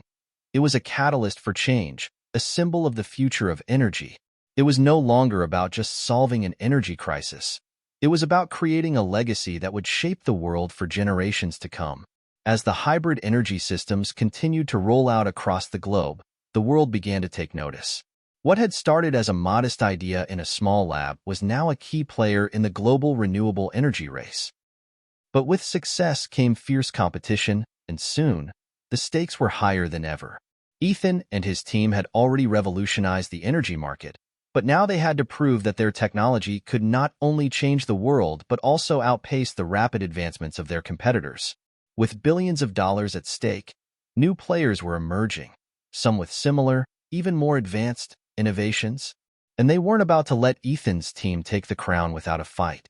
The pressure to stay ahead of the competition intensified. Every day, new announcements were made about upcoming green technologies, and every competitor seemed to be finding ways to improve upon their existing designs. From artificial intelligence-powered energy grids to breakthroughs in energy storage, the pace of innovation was faster than Ethan had ever anticipated. Musk had a clear message for the team. "We didn't come this far just to be surpassed by someone else. Innovate faster, push the boundaries, and keep our edge." At first, the team was confident. They had a head start. Their hybrid model was still one of the most efficient, and its ability to combine solar and wind power in one seamless system was unmatched. But it quickly became clear that to stay on top, they had to push beyond their original design, beyond what they had ever imagined. The first breakthrough came when Claire proposed integrating artificial intelligence, AI, into their system. With AI, the system could dynamically adjust to weather patterns in real time, optimizing the balance between wind and solar energy production to ensure maximum efficiency. The AI would allow the hybrid system to learn from its environment, adapt, and ultimately improve its performance. Ethan was intrigued by the idea. They had always believed in the power of innovation, but this new step into AI seemed like a game changer. The idea of a self-learning energy system was something that could revolutionize not just their product, but the entire energy landscape. They got to work immediately. The team partnered with AI experts and data scientists to develop an algorithm that would allow the hybrid system to predict and adjust energy production based on weather forecasts and real-time data inputs. It was an ambitious project, but the potential payoff was enormous. As they started working on the AI integration, tensions within the team began to rise. The pressure to innovate quickly led to disagreements over the direction of the project. Ethan found himself at odds with some of the engineers who were concerned that integrating AI into the hybrid systems would complicate things and make the product more difficult to mass produce. They were already dealing with manufacturing delays, and adding AI to the mix might push the timeline even further. "We need to be careful," one of the lead engineers said during a heated meeting. "We're talking about a completely new layer of complexity. What if it doesn't work? What if we fail?" Ethan felt the weight of the decision. They had come so far, but now the road ahead seemed uncertain. He knew that this was a pivotal moment. It wasn't just about staying ahead of competitors. It was about defining the future of energy. "We can't afford to stop now," Ethan replied, his voice firm. "We're changing the world, and if we're not willing to push the envelope, someone else will. We have to take risks." Musk, sensing the tension in the room, walked in at that moment. "You're right, Ethan. This is the future we're building. Keep going. Don't stop." His words galvanized the team. The AI integration became the new frontier, and they threw themselves into it with renewed focus. After months of grueling work, the team successfully integrated AI into the hybrid system. The first trial run was nothing short of miraculous. The AI-powered system dynamically adjusted to real-time weather conditions, switching seamlessly between wind and solar power to ensure the most efficient energy output. It learned to optimize its energy storage and usage patterns, reducing waste and increasing reliability. Ethan watched the system in action, his heart racing. The data was off the charts. They had done it. The technology had reached an entirely new level. But the excitement was tempered by the reality that the competition was never far behind. As Ethan reviewed the results, he knew they were on the cutting edge, but they had to keep pushing if they were going to remain the leaders in the field. Just as they were preparing for the official launch of the AI-powered hybrid systems, a new competitor emerged on the scene. A company led by a former top engineer from one of the largest energy conglomerates. The company had unveiled a new form of energy storage that promised to revolutionize the way solar and wind power could be stored, making it more efficient than anything Ethan's team had developed. The announcement sent shockwaves through the industry. Investors and global markets were buzzing with the potential of this new technology, and suddenly, the pressure to stay ahead was greater than ever. "Ethan, we need to step up our game," Claire said, looking at the announcement on her tablet. "This could change everything. We can't let this new player take over." Musk was less concerned, but he knew this was a critical moment. "We're not here to play catch-up," he said. "This is our chance to prove that we are the best. Focus, innovate, and show the world why we're leading this revolution." With the threat of competition looming, Ethan and his team set their sights on the next big leap in renewable energy technology: energy storage. The new competitor's system was impressive, but it wasn't unbeatable. Ethan believed that if they could integrate the AI with a breakthrough in energy storage, they could leapfrog the competition once again. The pressure was on. Time was running out, and this time, failure wasn't an option. With the stakes higher than ever, Ethan and his team threw themselves into solving the next critical challenge: energy storage. The competition's new innovation had shown impressive potential, but Ethan knew that to stay ahead, they needed to develop something even more groundbreaking. The future of renewable energy depended not only on generation but on how effectively that energy could be stored and accessed when needed. Ethan's vision for energy storage was simple but ambitious. He wanted to create a system that could store vast amounts of energy with near-zero loss, making it reliable for large-scale use. Their current system, while efficient in generating energy, still faced limitations in storing excess power, especially during periods of low demand. This gap in technology was the weak link in their otherwise revolutionary product. Claire, who had always been the team's pragmatic thinker, suggested they look beyond traditional battery technology and focus on a new approach. "We need something that's scalable, efficient, and sustainable. Lithium-ion batteries just won't cut it for the scale we're aiming for. We need to think outside the box." After a series of brainstorming sessions, the team landed on the idea of using graphene-based supercapacitors, devices that could charge and discharge energy much faster than conventional batteries and were far more durable, with the potential for longer lifespans. It was a risky move, as graphene technology was still in its early stages. However, if they could make it work, It would give them the edge they needed to stay ahead of the competition and change the game for the entire energy sector. The R&D team worked tirelessly, testing different configurations of graphene supercapacitors. Ethan was fully invested, knowing that the future of their entire system depended on whether this new storage technology could meet the high demands of real-world energy use. Days turned into weeks as they ran simulations and conducted experiments. There were numerous setbacks, materials that didn't behave as expected, performance not meeting the benchmarks, and long nights spent rethinking the approach. The strain was wearing on the team, but Ethan remained confident that they were on the right path. "It's going to work," he told Claire during one of their late-night strategy meetings. "We're close. I can feel it." Claire, ever the realist, was more cautious. "We've been close before, Ethan, but this time, we have to get it right. We can't afford another failure." As the pressure mounted, the team's resolve strengthened. They had come this far. They weren't going to back down now. After what felt like an eternity of testing and iteration, the breakthrough finally came. One evening, as the team gathered around the latest prototype, they observed the system charging and discharging with unparalleled speed and efficiency. The graphene supercapacitor performed beyond expectations, storing large amounts of energy without any noticeable degradation. Ethan's heart raced as he watched the real-time data come in. The efficiency was off the charts, better than anything they had achieved with lithium-ion technology. This was the moment that could change everything. "We've done it," Ethan said, a wide grin spreading across his face. "This is the future of energy storage." Claire, who had been watching with bated breath, let out a relieved sigh. "We've got something special here." It was clear to everyone in the room that they had just taken a monumental step toward revolutionizing the energy industry. With graphene supercapacitors, their hybrid system would not only be capable of generating renewable energy at an unprecedented scale but also storing it for extended periods, ensuring reliability no matter the time of day or season.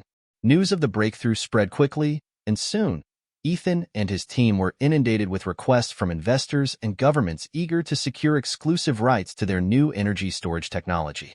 But as promising as the breakthrough was, Ethan knew that they couldn't rest on their laurels. Their competitors were already developing their own energy storage solutions, and they couldn't afford to fall behind again. Musk, ever the visionary, had a clear message. "You've got the best product on the market. Now, make sure the world knows it. Scale faster, innovate more, and keep pushing the envelope." With Musk's words ringing in their ears, the team got to work, ramping up production of the new graphene supercapacitors while refining the integration with the hybrid systems. They also began preparing for a global launch, knowing that this new technology would be the centerpiece of their next big push to dominate the renewable energy sector. As the first large-scale installations of the graphene-enhanced hybrid systems were set up in key regions, the response was overwhelming.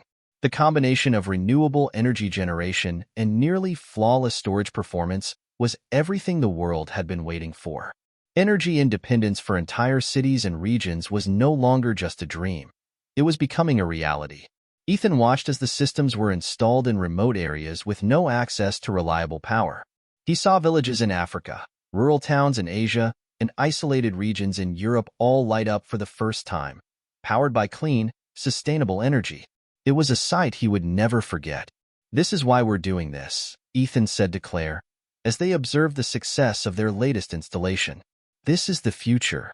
Claire smiled. "You've done it, Ethan. You've changed the world." With their new graphene-based energy storage system in place, Ethan and his team had not only redefined the renewable energy landscape but had also cemented their position as global leaders in innovation. The journey was far from over, but they had crossed a major milestone. The world was beginning to take notice, and soon, the hybrid systems would be everywhere. But there were still challenges ahead. More competitors were sure to emerge, and new technologies would continue to evolve. Ethan knew that they had to keep innovating, to keep pushing the limits of what was possible. As the team celebrated their success, Ethan couldn't help but feel a sense of pride and anticipation for what lay ahead. The renewable energy revolution was just beginning, and they were at the forefront. Ethan's team had just made the breakthrough of a lifetime, and the world was taking notice. Their graphene-enhanced hybrid systems had the potential to change the face of global energy, but with success came a new set of challenges: how to scale their technology quickly enough to meet the growing demand, all while maintaining quality and innovation. Within weeks of the announcement, Ethan and his team were flooded with inquiries from governments, multinational corporations, and environmental organizations eager to adopt their new energy systems. From energy-hungry cities to entire countries looking to reduce their carbon footprints, everyone wanted in. The energy market had never seen such a rapid shift towards sustainable power, and Ethan's company was at the center of it all. "We're at the tipping point," Claire said during a strategy meeting, her eyes scanning the list of global contracts pouring in. "Every day, we're hearing from a new potential client, from South America to Southeast Asia. This is more than we could have ever anticipated." The pressure was mounting. As demand skyrocketed, they had to figure out how to ramp up production quickly, train local teams to handle installations, and provide ongoing maintenance, all while ensuring that the quality of their systems didn't suffer. Musk, sensing the urgency, called a meeting with the leadership team. "You've created the future, but now you need to make it scalable. It's not enough to be ahead of the curve. You need to ensure the world can use this technology." Scaling up production of their new hybrid systems wasn't going to be easy. The technology was advanced, and the components were highly specialized. Ethan knew that they couldn't rely on traditional manufacturing methods alone. Innovation in production was just as critical as innovation in the product itself. Claire, ever the problem solver, suggested they partner with several high-tech manufacturing facilities around the world. By decentralizing production, they could meet the growing demand without compromising quality or slowing down innovation. "We can't do this alone," Claire argued. "Let's find the best manufacturers in key regions, places where we can quickly scale production without the long lead times we're used to." Ethan agreed. They formed strategic partnerships with cutting-edge factories in North America, Europe, and Asia. Each facility would focus on a specific region, ensuring that local production could meet the demand while avoiding supply chain bottlenecks. However, even with these partnerships in place, the task of quality control remained daunting. They would need rigorous oversight to ensure each system met the high standards they had set. "We have to keep the bar high," Ethan said, determined. "No compromises." As production increased, Ethan realized that they would need a well-trained workforce to install, maintain, and operate the systems. Energy companies, municipalities, and private buyers all needed skilled technicians who could ensure the hybrid systems ran smoothly once deployed. Ethan's team quickly moved to implement training programs for the engineers, electricians, and technicians who would work directly with the systems. They also established a global support network, ensuring that any issues, whether technical or operational, could be addressed quickly. Claire worked with the team to develop online training modules, combining real-world simulations with hands-on workshops to train technicians in every region where they were scaling up. "The key is consistency," Claire emphasized. "We need every person involved to understand the technology deeply, so that when we launch in new markets, we can offer the same high level of support." To further strengthen their global presence, they created partnerships with local energy providers who could act as certified partners, helping with installation and providing on-the-ground expertise. The success was exhilarating, but it also brought with it an overwhelming sense of pressure. Ethan found himself juggling dozens of meetings, conferences, and negotiations every week. He no longer had the time to sit in on every design meeting or dive into the technical details of each new iteration of the hybrid system. His role had shifted from innovator to leader, managing a global operation. At one point, Ethan took a step back to reflect. He walked into his office one morning, looking out over the city skyline, and realized just how far they had come. They had started as a small team with an idea. Now, they were responsible for providing clean energy to millions, if not billions, of people. The weight of the responsibility was immense. "You're doing great," Claire said, joining him in the office. "But remember, it's okay to step back for a minute. You've built an incredible team. Let them take the reins." It was a reminder Ethan needed. The team was stronger than ever, and together, they could continue pushing the boundaries of innovation while meeting the world's needs. As the new systems began to roll out across the globe, Ethan was in awe of the transformative power of their work. Cities in Africa, Latin America, and rural areas in Asia were now powered by clean, reliable energy. The environmental impact was undeniable. Carbon emissions in regions that had relied heavily on fossil fuels were dropping significantly. It was a testament to the scale of their achievement. But there was still work to be done. Ethan knew they couldn't rest on their laurels. Every success brought with it a new challenge, and the competition was relentless. "We've changed the world," Ethan said, looking at the global map showing regions where their systems were now in place. "But the world won't wait for us to stop. We've got to keep going. Keep innovating." The team agreed. They knew they were on the right path, but the race for a sustainable future was far from over. As the pressure to keep up with global demand reached its peak, Musk sent a message to Ethan and his team. "You've just made history, but this is just the beginning. Keep pushing forward. You're not just changing the energy industry, you're changing the world. Make it count." His words gave the team the motivation they needed to keep working at the pace required to meet the world's energy needs. Ethan understood now more than ever. The future of the planet was in their hands, and they had to rise to the occasion. There was no turning back. Just as Ethan and his team were starting to gain momentum, a sudden and unexpected crisis shook the global energy market. It wasn't a technical issue with their hybrid systems or energy storage technology. Instead, it was something far more insidious, a geopolitical power struggle that threatened to undo the progress they had worked so hard to achieve. The first signs of trouble appeared when a series of trade disputes escalated between major nations. Key suppliers of rare materials, critical for manufacturing graphene supercapacitors, began imposing heavy tariffs and export restrictions. What had been a steady supply chain for their innovative technology suddenly became fractured, creating delays and cost increases that sent shockwaves through the market. Ethan sat in his office, staring at a notification on his tablet. The news reported that one of their primary suppliers in Asia had halted production indefinitely, citing political instability and trade tensions. This wasn't just a supply chain issue. It was a potential roadblock to the entire project. "Claire, we need to talk," Ethan said, his voice tight. He had a sinking feeling that this was going to be bigger than a minor inconvenience.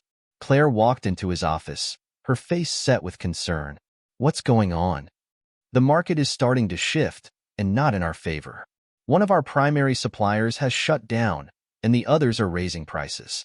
Our costs are about to skyrocket, and production could grind to a halt." Claire frowned as she scanned the news. "This isn't good. If we don't find a solution soon, the ripple effect could jeopardize everything." As the news of the trade disputes and material shortages spread, the global market reacted with panic. Other companies, who had also relied on the same suppliers, faced the same issue. Prices for renewable energy technologies surged, and governments began to reconsider their investments. The renewable energy revolution was in danger of stalling before it had even reached its full potential. Ethan's phone rang. It was Musk. "We've got a situation," Musk said, his voice calm but with a sense of urgency. "This trade war is affecting everything. I know you're on the front lines, Ethan, but we need to get ahead of this. What's your plan?" Ethan had been thinking hard about a solution. "We need to diversify our supply chain. We can't rely on one region for materials anymore. I'm also looking into alternatives for the rare materials we're using in the supercapacitors." Musk's response was simple but direct. "Get it done, and do it fast. The world is watching." The team knew that they had to act quickly, but the clock was ticking.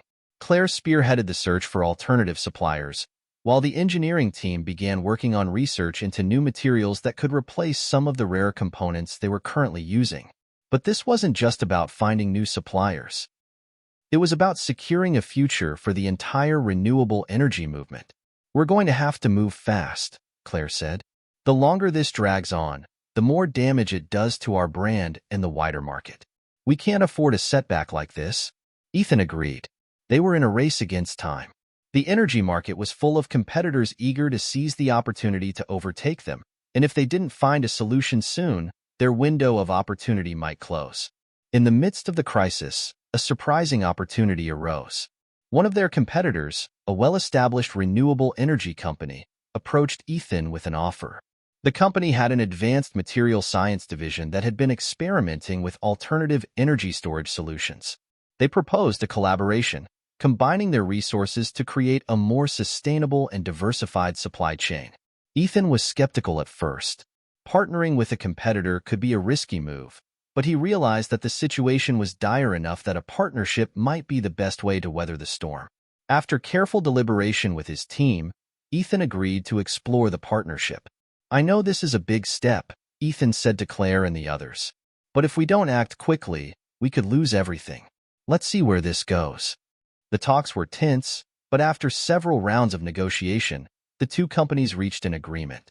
They would share access to alternative materials and jointly develop new technologies that would lower their dependence on the politically volatile regions. Despite the potential of the partnership, Ethan knew that the cost of innovation was about to rise.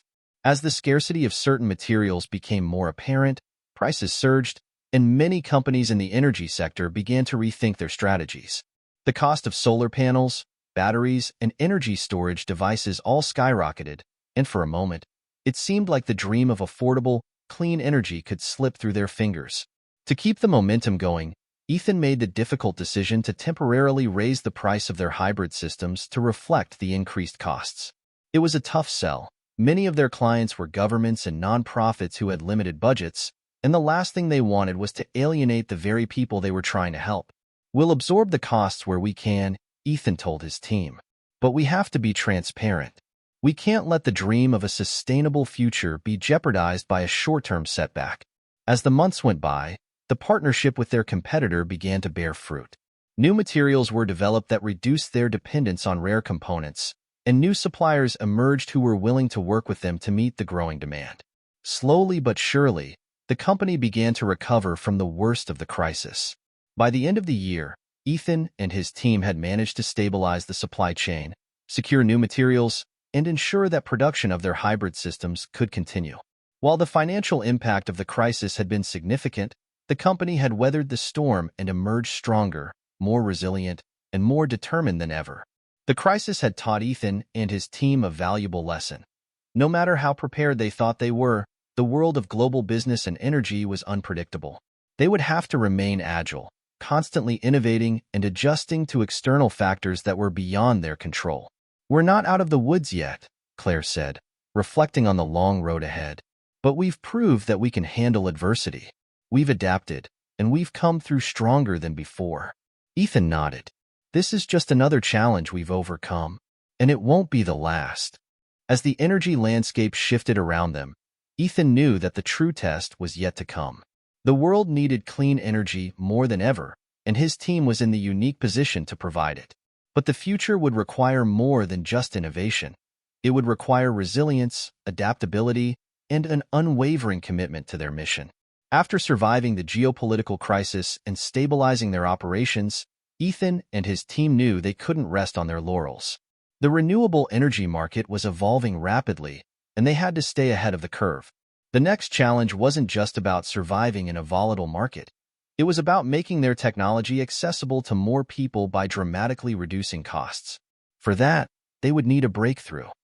It was late one night when Claire, pacing around the lab, had an epiphany. For weeks, she and the engineering team had been trying to find a way to lower the cost of production without sacrificing the quality and efficiency of their systems.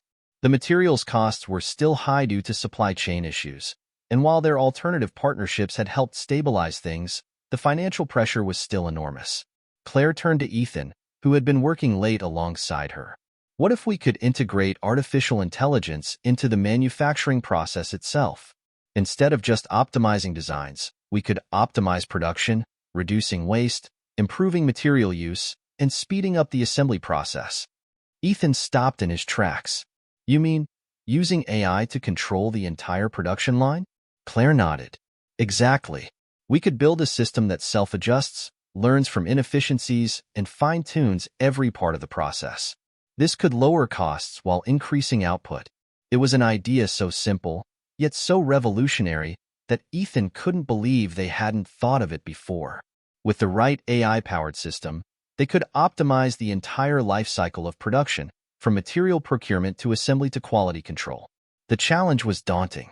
Not only would they need to integrate AI into their production lines, but they would also need to train the system to understand the complexities of their technology. This wasn't just about speeding up production. It was about ensuring that each hybrid system was made to perfection every time. Ethan and Claire immediately began assembling a team of experts in artificial intelligence, robotics, and manufacturing processes. They recruited top-tier engineers from all over the world, experts who could integrate AI with the existing systems in a way that would seamlessly improve every stage of production. "We're entering uncharted territory," Claire said as they began planning the new system. "But if we pull this off, it could revolutionize not just our company, but the entire energy industry." As the team got to work, they encountered some early hurdles. Developing AI that could understand and optimize the manufacturing process for such a complex system was no easy task. The algorithms had to be fine-tuned to account for variables like material quality, temperature fluctuations, assembly precision, and even potential human error during certain parts of the process. For a while, progress was slow. The AI would occasionally make adjustments that didn't have the desired effect, or worse, it would inadvertently create inefficiencies. The team was frustrated, but they couldn't give up. Ethan remained adamant, even when things looked bleak. "We can't afford to lose momentum," Ethan said, pushing the team to stay focused. "If we get this right, it will be worth it."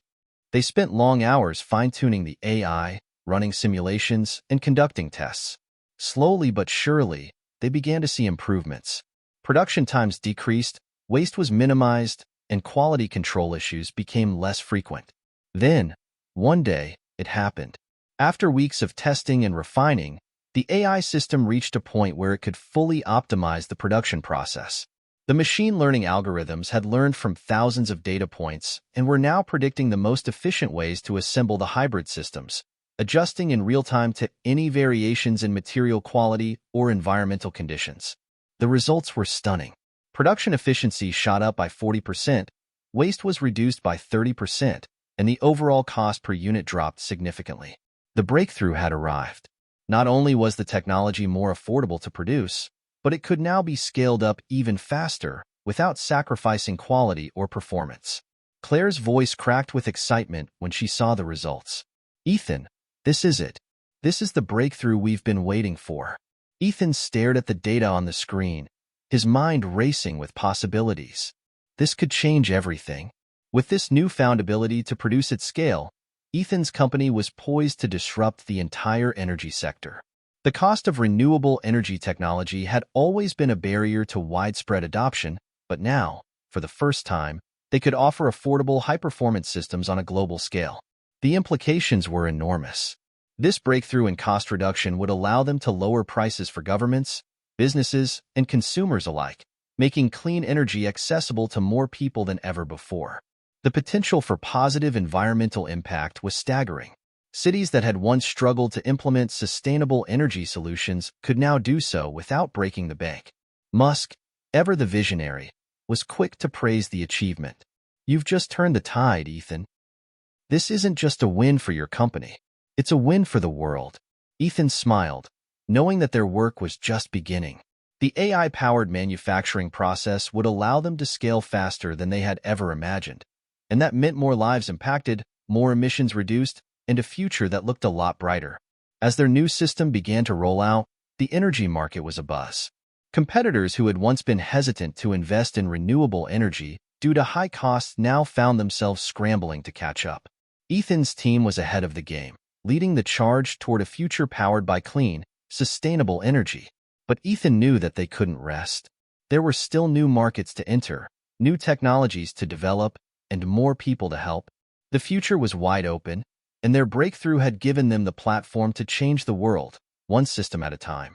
"We've come a long way," Ethan said to his team, "but we're just getting started. Let's make sure we do this right." The breakthrough in AI-powered manufacturing had catapulted Ethan and his team into the spotlight. As they prepared to expand their operations globally, the world took notice. The renewable energy revolution was no longer a distant dream. It was happening now, and Ethan's company was at the forefront of it all.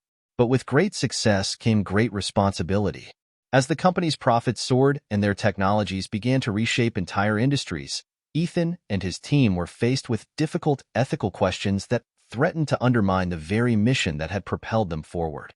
It all started with an innocuous conversation in one of their weekly meetings. Claire, who had always been the practical one, brought up a troubling issue. We've reached a point where we can scale up faster than ever before, Claire said, her voice serious. But we also need to start thinking about the social and environmental costs of rapid expansion. Ethan listened carefully. He had been so focused on growth and making a real impact that he hadn't fully considered the unintended consequences of their success. Their new AI-powered manufacturing process had dramatically lowered production costs, but it also allowed them to produce at an unprecedented scale. The faster they expanded, the more resources they consumed. Are you saying we're growing too fast? Ethan asked, frowning. Claire nodded. Not just growing too fast, but where we're growing. We've made incredible strides in the renewable energy sector, but now we have to ensure that we're not perpetuating the same problems we've been trying to solve. Overexploitation of natural resources, worker conditions, and carbon footprints from transportation. It's all connected. The ethical questions didn't stop there. As their manufacturing capacity grew, so did their need for raw materials. While they had developed alternative sources and improved their supply chain, they were still dependent on some traditional mining and extraction processes that weren't always environmentally friendly. Even with their reduced carbon footprint and energy efficiency, they were contributing to the demand for materials that could damage ecosystems in other parts of the world. We have to ask ourselves, Claire continued, are we really creating a better world if we're just shifting the problem around? Is our expansion actually making a positive impact everywhere, or are we just exacerbating environmental damage in other regions? The debate was intensifying. On one side, there were those who believed the company's innovations were a net positive for the world. Lowering the costs of renewable energy would lead to more people using it, which would ultimately reduce the global carbon footprint. On the other side were those who felt that growing too quickly could have unintended consequences, like harming vulnerable communities or exacerbating environmental damage in areas where resources were being extracted. As the company's footprint expanded globally, so did the pressure to be transparent about their operations.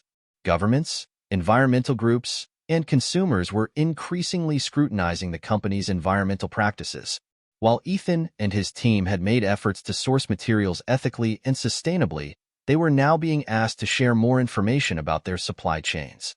We need to show the world that we're not just about profits, Ethan said in a meeting with the executive team. Our mission has always been to make the world a better place, but if we're not transparent about how we're scaling, we could lose the trust we've worked so hard to build. Claire agreed. We can't hide behind our technology. If we want to lead the energy revolution, we need to be open about every aspect of our business. Whether it's the materials we use, the conditions in our factories, or the emissions we're still contributing to in the process. Ethan spent sleepless nights grappling with the dilemma. On the one hand, they had the power to accelerate the transition to clean energy on a global scale. The more units they produced, the cheaper energy would become, and the more lives they could improve. But on the other hand, he couldn't ignore the potential harm their rapid growth could cause, from the strain on natural resources to the possibility of exploitation in the supply chain. Then there was the question of profit. The pressure from investors was mounting, and the company's stock price was soaring. The temptation to scale quickly, to maximize profits in the short term, was overwhelming. But at what cost? We can't forget what we stand for, Ethan reminded himself. He knew the company was built on a foundation of integrity, transparency, and social good. But with each new success, it became harder to navigate the complexities of growth without compromising their values. One afternoon, Ethan received an unexpected call from an environmental nonprofit. The group had been conducting an investigation into the supply chain of renewable energy companies and was particularly focused on the mining operations involved in sourcing critical materials. Ethan was initially defensive, but after the nonprofit presented their findings, he knew they had to take action. The investigation revealed that some of the materials used in their AI-powered production process were being sourced from regions where labor conditions were poor and environmental protections were minimal. The situation was even worse than they had feared, and it was a blow to everything they had worked for. This can't be ignored, Ethan said, after hanging up the phone. We need to make changes, and we need to make them now. Ethan called an emergency meeting with his senior leadership team. The reality was clear. They could no longer pretend that their growth was without consequence.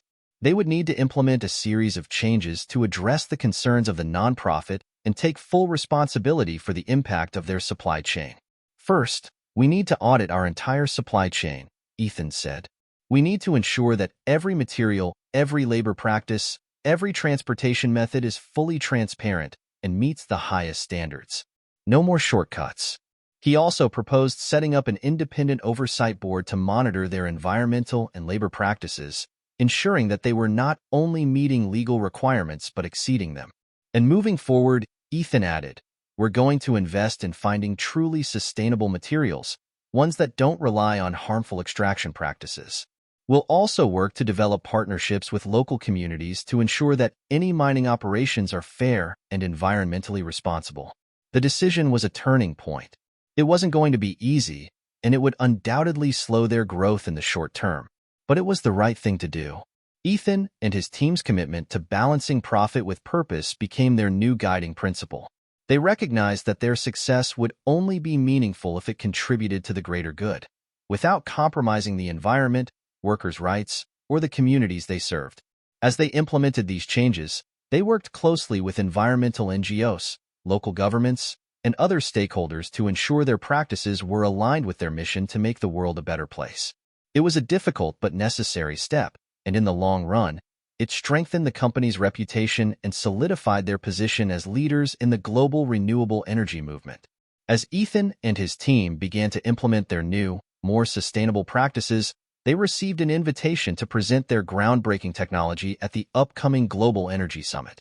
It was an opportunity they could not afford to miss. The summit would be attended by world leaders, energy moguls, environmental activists, and innovators from across the globe, all gathered to discuss the future of energy. For Ethan, this was more than just a platform to showcase their technology. It was a chance to reaffirm their commitment to both innovation and sustainability. The past few months had been a whirlwind of challenges, but now they had a chance to truly show the world what they stood for. As the summit drew near, Ethan felt the weight of the responsibility on his shoulders. The world would be watching, and he knew this was the moment to push the message of renewable energy and environmental stewardship to the forefront.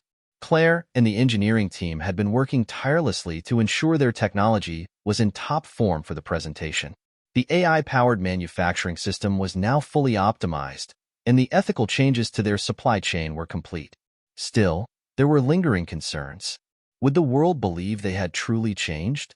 Would the global audience see them as more than just another tech company chasing profit? I've been thinking about our message, Ethan said during a strategy session with Claire and the leadership team. We can't just talk about what we've done. We need to show them how this technology, this new way of thinking, is changing the world for the better. Claire nodded. We've made some incredible strides. Our system's cost reduction is game-changing, but we've also made huge leaps in sustainability. We're not just another company. We're leading a movement.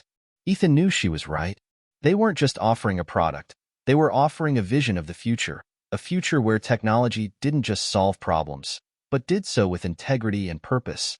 The day of the summit arrived, and Ethan stood backstage, looking out at the crowd that filled the grand auditorium. A mix of anticipation and nerves washed over him. This was the moment that could define the next phase of his company's journey. The presentation wasn't just about showcasing their products. It was about showcasing their philosophy. As Ethan stepped onto the stage, the room went silent. He could feel the eyes of thousands of influential people upon him. Politicians, CEOs, environmental leaders, and activists, all waiting for the next big idea to change the world. He cleared his throat, then began. Good morning, everyone, he started, his voice calm but filled with conviction. I stand before you today not just as the CEO of a company, but as someone who believes deeply in the potential of renewable energy to shape a better world. We've all heard the promises of sustainability, but too often, those promises fall short. I'm here to show you that it doesn't have to be that way. Ethan paused, letting his words sink in. Today, we're not just talking about clean energy. We're talking about an entire ecosystem, one where technology and responsibility go hand in hand, where innovation isn't just about what we can do, but what we should do. The lights dimmed as a video played, showcasing their AI-powered manufacturing process in action. The camera panned across the cutting-edge factory floor, where robotic arms moved with precision and machines adapted in real time to optimize production. The video highlighted the reduction in energy usage, the recycling of materials, and the flawless integration of sustainable practices across every facet of the operation. The audience watched in awe, but the most powerful part of the presentation came next. Ethan stood at the center of the stage, the screen behind him showing real-world impact data, reduced energy costs, lower emissions, and communities that had transitioned from reliance on fossil fuels to clean, affordable energy. He spoke about the partnerships with local governments, the investment in ethical sourcing, and the AI system that was revolutionizing manufacturing. We've proven that renewable energy doesn't have to be a luxury for the few, he continued. It can be affordable for everyone, anywhere in the world. Then, Ethan turned to a more personal note. He knew that the audience wasn't just interested in the technology. They wanted to know that his company had learned from its past mistakes and was committed to making the right choices moving forward. Earlier this year, we faced some tough questions about our supply chain. We recognized that our rapid growth had come with unintended consequences. But instead of ignoring those problems, we took a hard look at ourselves. We committed to being more transparent, to being better stewards of the planet, and to ensuring that the people involved in every step of our production are treated fairly. He paused, making eye contact with key figures in the audience, including leaders of environmental NGOs and human rights organizations. We're not perfect, but we're dedicated to doing the right thing every step of the way. The audience erupted in applause, and for the first time in months, Ethan felt a sense of peace. They had not only showcased their technology, but had also reassured the world that their commitment to purpose was real. As the summit concluded, Ethan and his team received praise from across the spectrum. Environmental groups lauded their dedication to sustainability, while industry leaders recognized the potential of their technology to reshape the future of energy. The media buzzed with excitement, and investors flocked to learn more about the company's next steps. But it wasn't just the accolades that mattered to Ethan. What truly resonated with him were the conversations he had with leaders in the field, the partnerships that started forming, and the palpable shift in global perception. People were starting to see that renewable energy wasn't just a trend, it was the future, and they could trust Ethan's company to lead the way. The Global Energy Summit marked a turning point for Ethan and his team. They had successfully positioned themselves not only as technological innovators, but as leaders in the movement for ethical, sustainable business practices. From that day forward, the mission was clear. Continue innovating, continue improving, and never lose sight of the responsibility that came with success. As Ethan left the summit, he couldn't help but reflect on the journey. There were still challenges ahead, but for the first time in a long while, he felt optimistic. The world was ready for change, and they were ready to deliver it. After their stunning success at the Global Energy Summit, Ethan and his team were flooded with new opportunities. The world was ready for the innovations they had worked so tirelessly to perfect, and international markets were eager to adopt their technologies. But with new opportunities came new challenges, especially as they expanded into global markets that were not always aligned with their values or operating in environments where regulations were less stringent. Ethan knew that as their company grew, so too would the complexities of running a business that operated across borders. It wasn't just about scaling technology, it was about navigating a complex web of regulatory systems, local laws, and ethical considerations. The first hurdle came when Ethan and his team began negotiating deals to expand into European, Asian, and African markets. Each region had its own set of regulations governing everything from product standards to labor laws to environmental protections. While some countries were eager to adopt renewable energy solutions, others were slow to embrace such technologies due to entrenched fossil fuel industries or lack of infrastructure. Claire, now head of global operations, was instrumental in guiding the company through these international complexities. Ethan, we need to make sure that every country we enter has clear, enforceable guidelines for the implementation of our technology, she said during one of their planning meetings. If we don't, we risk facing compliance issues down the road, and that could damage our reputation. Ethan agreed, but the more they looked into it, the more they realized just how much work it would take to meet varying standards in every market. Some countries, particularly in Europe, had stringent emissions targets and clean energy requirements, which would make their renewable tech highly appealing. However, in other regions, local governments were more focused on protecting their own industries, including fossil fuel sectors that had been entrenched for decades. As Ethan and his team traveled from continent to continent, they encountered cultural differences that were just as challenging as the regulatory hurdles.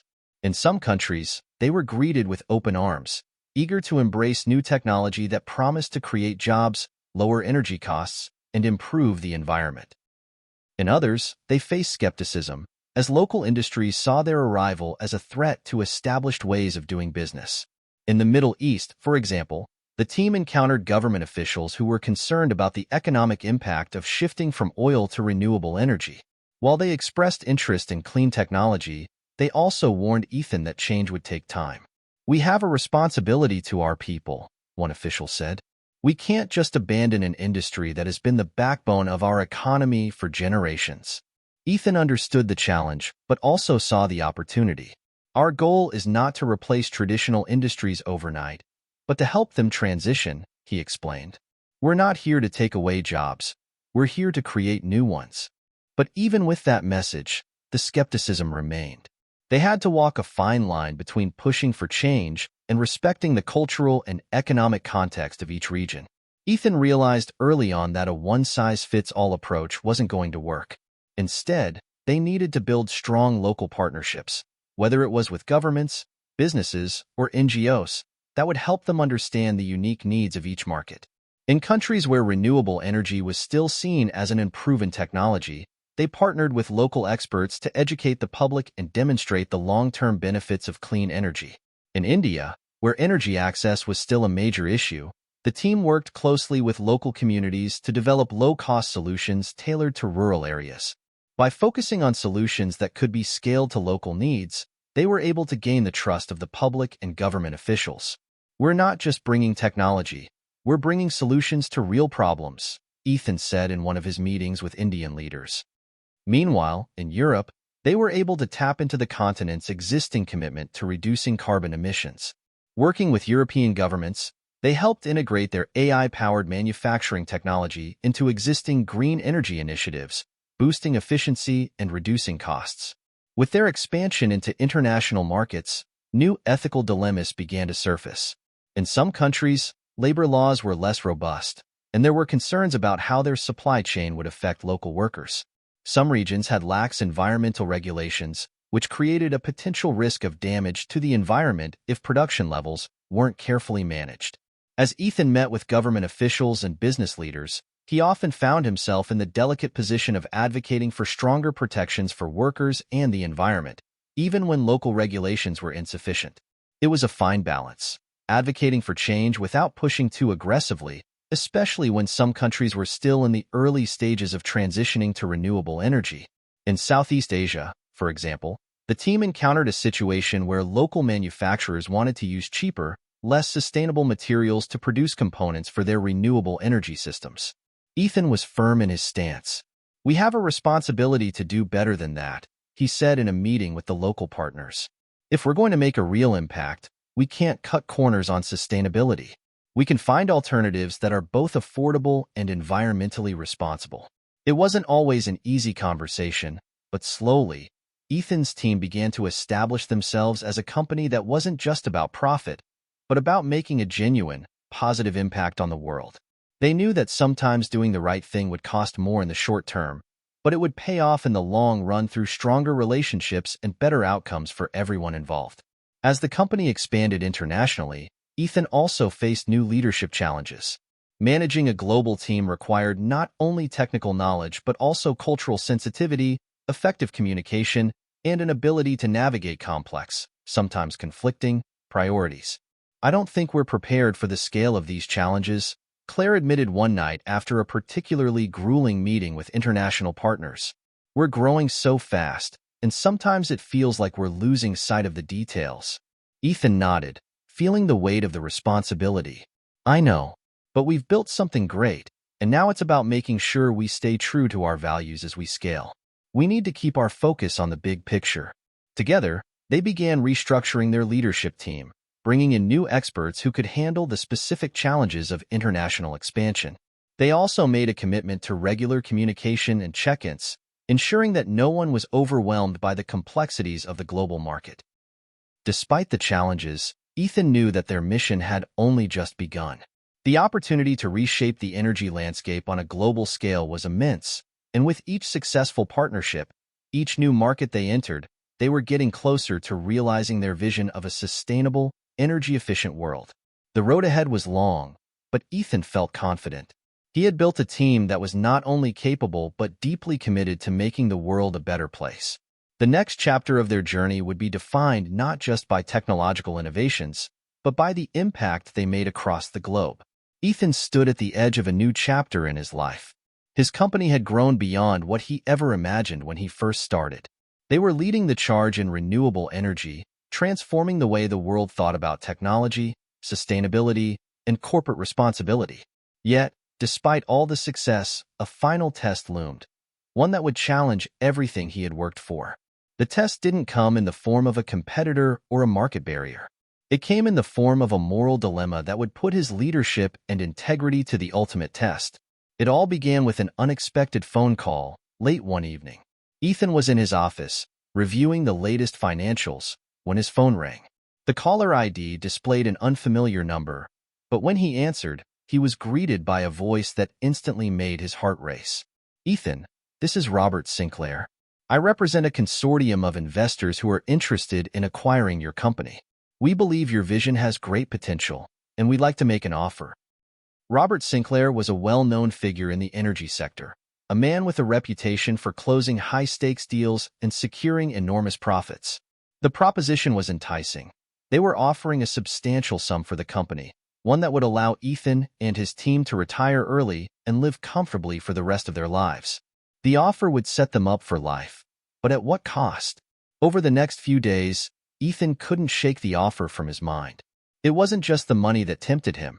It was the promise of a future free from the stress of running a global company. He thought about all the personal sacrifices he had made, the long hours, the constant pressure, and the toll it had taken on his family life. The idea of stepping away from the constant grind was appealing. But as he considered the offer, something nagged at him. Robert Sinclair was known for turning successful companies into profit machines, often at the expense of the values that had originally driven their success. If he accepted, would his company become just another profit-driven entity, abandoning its mission to make a real, positive impact on the world? Would all their hard work, ethical practices, sustainability efforts, and social responsibility be reduced to nothing more than a footnote in the pursuit of corporate greed? Ethan called a meeting with Claire, Jonathan, and other key members of the leadership team to discuss the offer. They all gathered in the conference room, their faces filled with a mixture of curiosity and concern. "I know we've all worked hard to get to where we are," Ethan began, his voice steady but uncertain. "But I need to ask, what's the right thing to do here? Can we walk away from the temptation of such a massive offer? Or do we take the money and run?" The room fell silent as everyone processed the gravity of the decision. Claire was the first to speak. "Ethan, we've built something special here," she said, her tone serious. "It's not just about the technology. It's about the people we've helped, the communities we've supported, and the mission we've dedicated ourselves to. If we sell to Sinclair, what happens to all that? Do we really want to risk losing the heart of this company?" Jonathan, always the pragmatist, was more open to the idea. "Let's be honest, Ethan. The money is tempting. We've made a huge impact, but there are so many more lives we could change with the resources that come with this offer. Think about the scale, what we could do with that kind of capital." Ethan knew Jonathan had a point. The financial backing from Sinclair could take their company to new heights, reaching millions of people in ways they had never imagined. But there was a part of him that couldn't shake the thought of what they would be giving up. The following weeks were filled with late-night discussions, internal debates, and a sense of growing unease. Ethan knew this decision wasn't just about the future of his company. It was about the kind of legacy he wanted to leave behind. Did he want to be remembered as the man who built a company that changed the world for the better? Or would he be just another businessman who sold out when the offer was too good to refuse? He took a walk through the company's headquarters one evening, reflecting on everything they had accomplished. The walls were lined with photos of the team, snapshots of the communities they had helped, and moments from key milestones in their journey. This company had meant so much to him, not just as a business, but as a movement. a movement for sustainability, for ethical business practices, and for a better future for the next generation. As he walked, he overheard a conversation between two of the employees who were talking excitedly about the impact the company was having. You know, one of them said, "I don't think I've ever been prouder of the work I'm doing. This company isn't just about products. It's about changing the world, and I really believe we're doing that." That was the moment it hit Ethan. This wasn't just about making money or scaling the business. It was about something far more significant. This was about staying true to the vision that had guided them from the beginning, about protecting the core values that made their company special. Ethan gathered the leadership team one last time to make the final decision. The weight of the moment was palpable as everyone took their seats around the table. "I've thought long and hard about this," Ethan began. "And while the offer is tempting, I believe that the true value of what we've built here is not in the dollars and cents. It's in the impact we've made and the legacy we can continue to build." He looked around the table, meeting each person's eyes. "I'm not selling out. We've always said we're here to do things differently, and that's exactly what we're going to continue to do. We'll keep pushing, keep innovating, and keep fighting for a future that's better for all of us." The room was filled with a sense of relief and renewed purpose. They had made the right choice. In the days that followed, Ethan and his team took the time to refocus on their mission. They refined their goals, recommitted to their values, and doubled down on the work that truly mattered. They knew the road ahead would be challenging, but they were more determined than ever to continue their journey on their own terms. And as the company continued to grow, so did the impact they had on the world. With every new partnership, every new innovation, they proved that business could be profitable without sacrificing ethics, and that the pursuit of a better world was not just a lofty ideal. It was a reality they were building, one step at a time.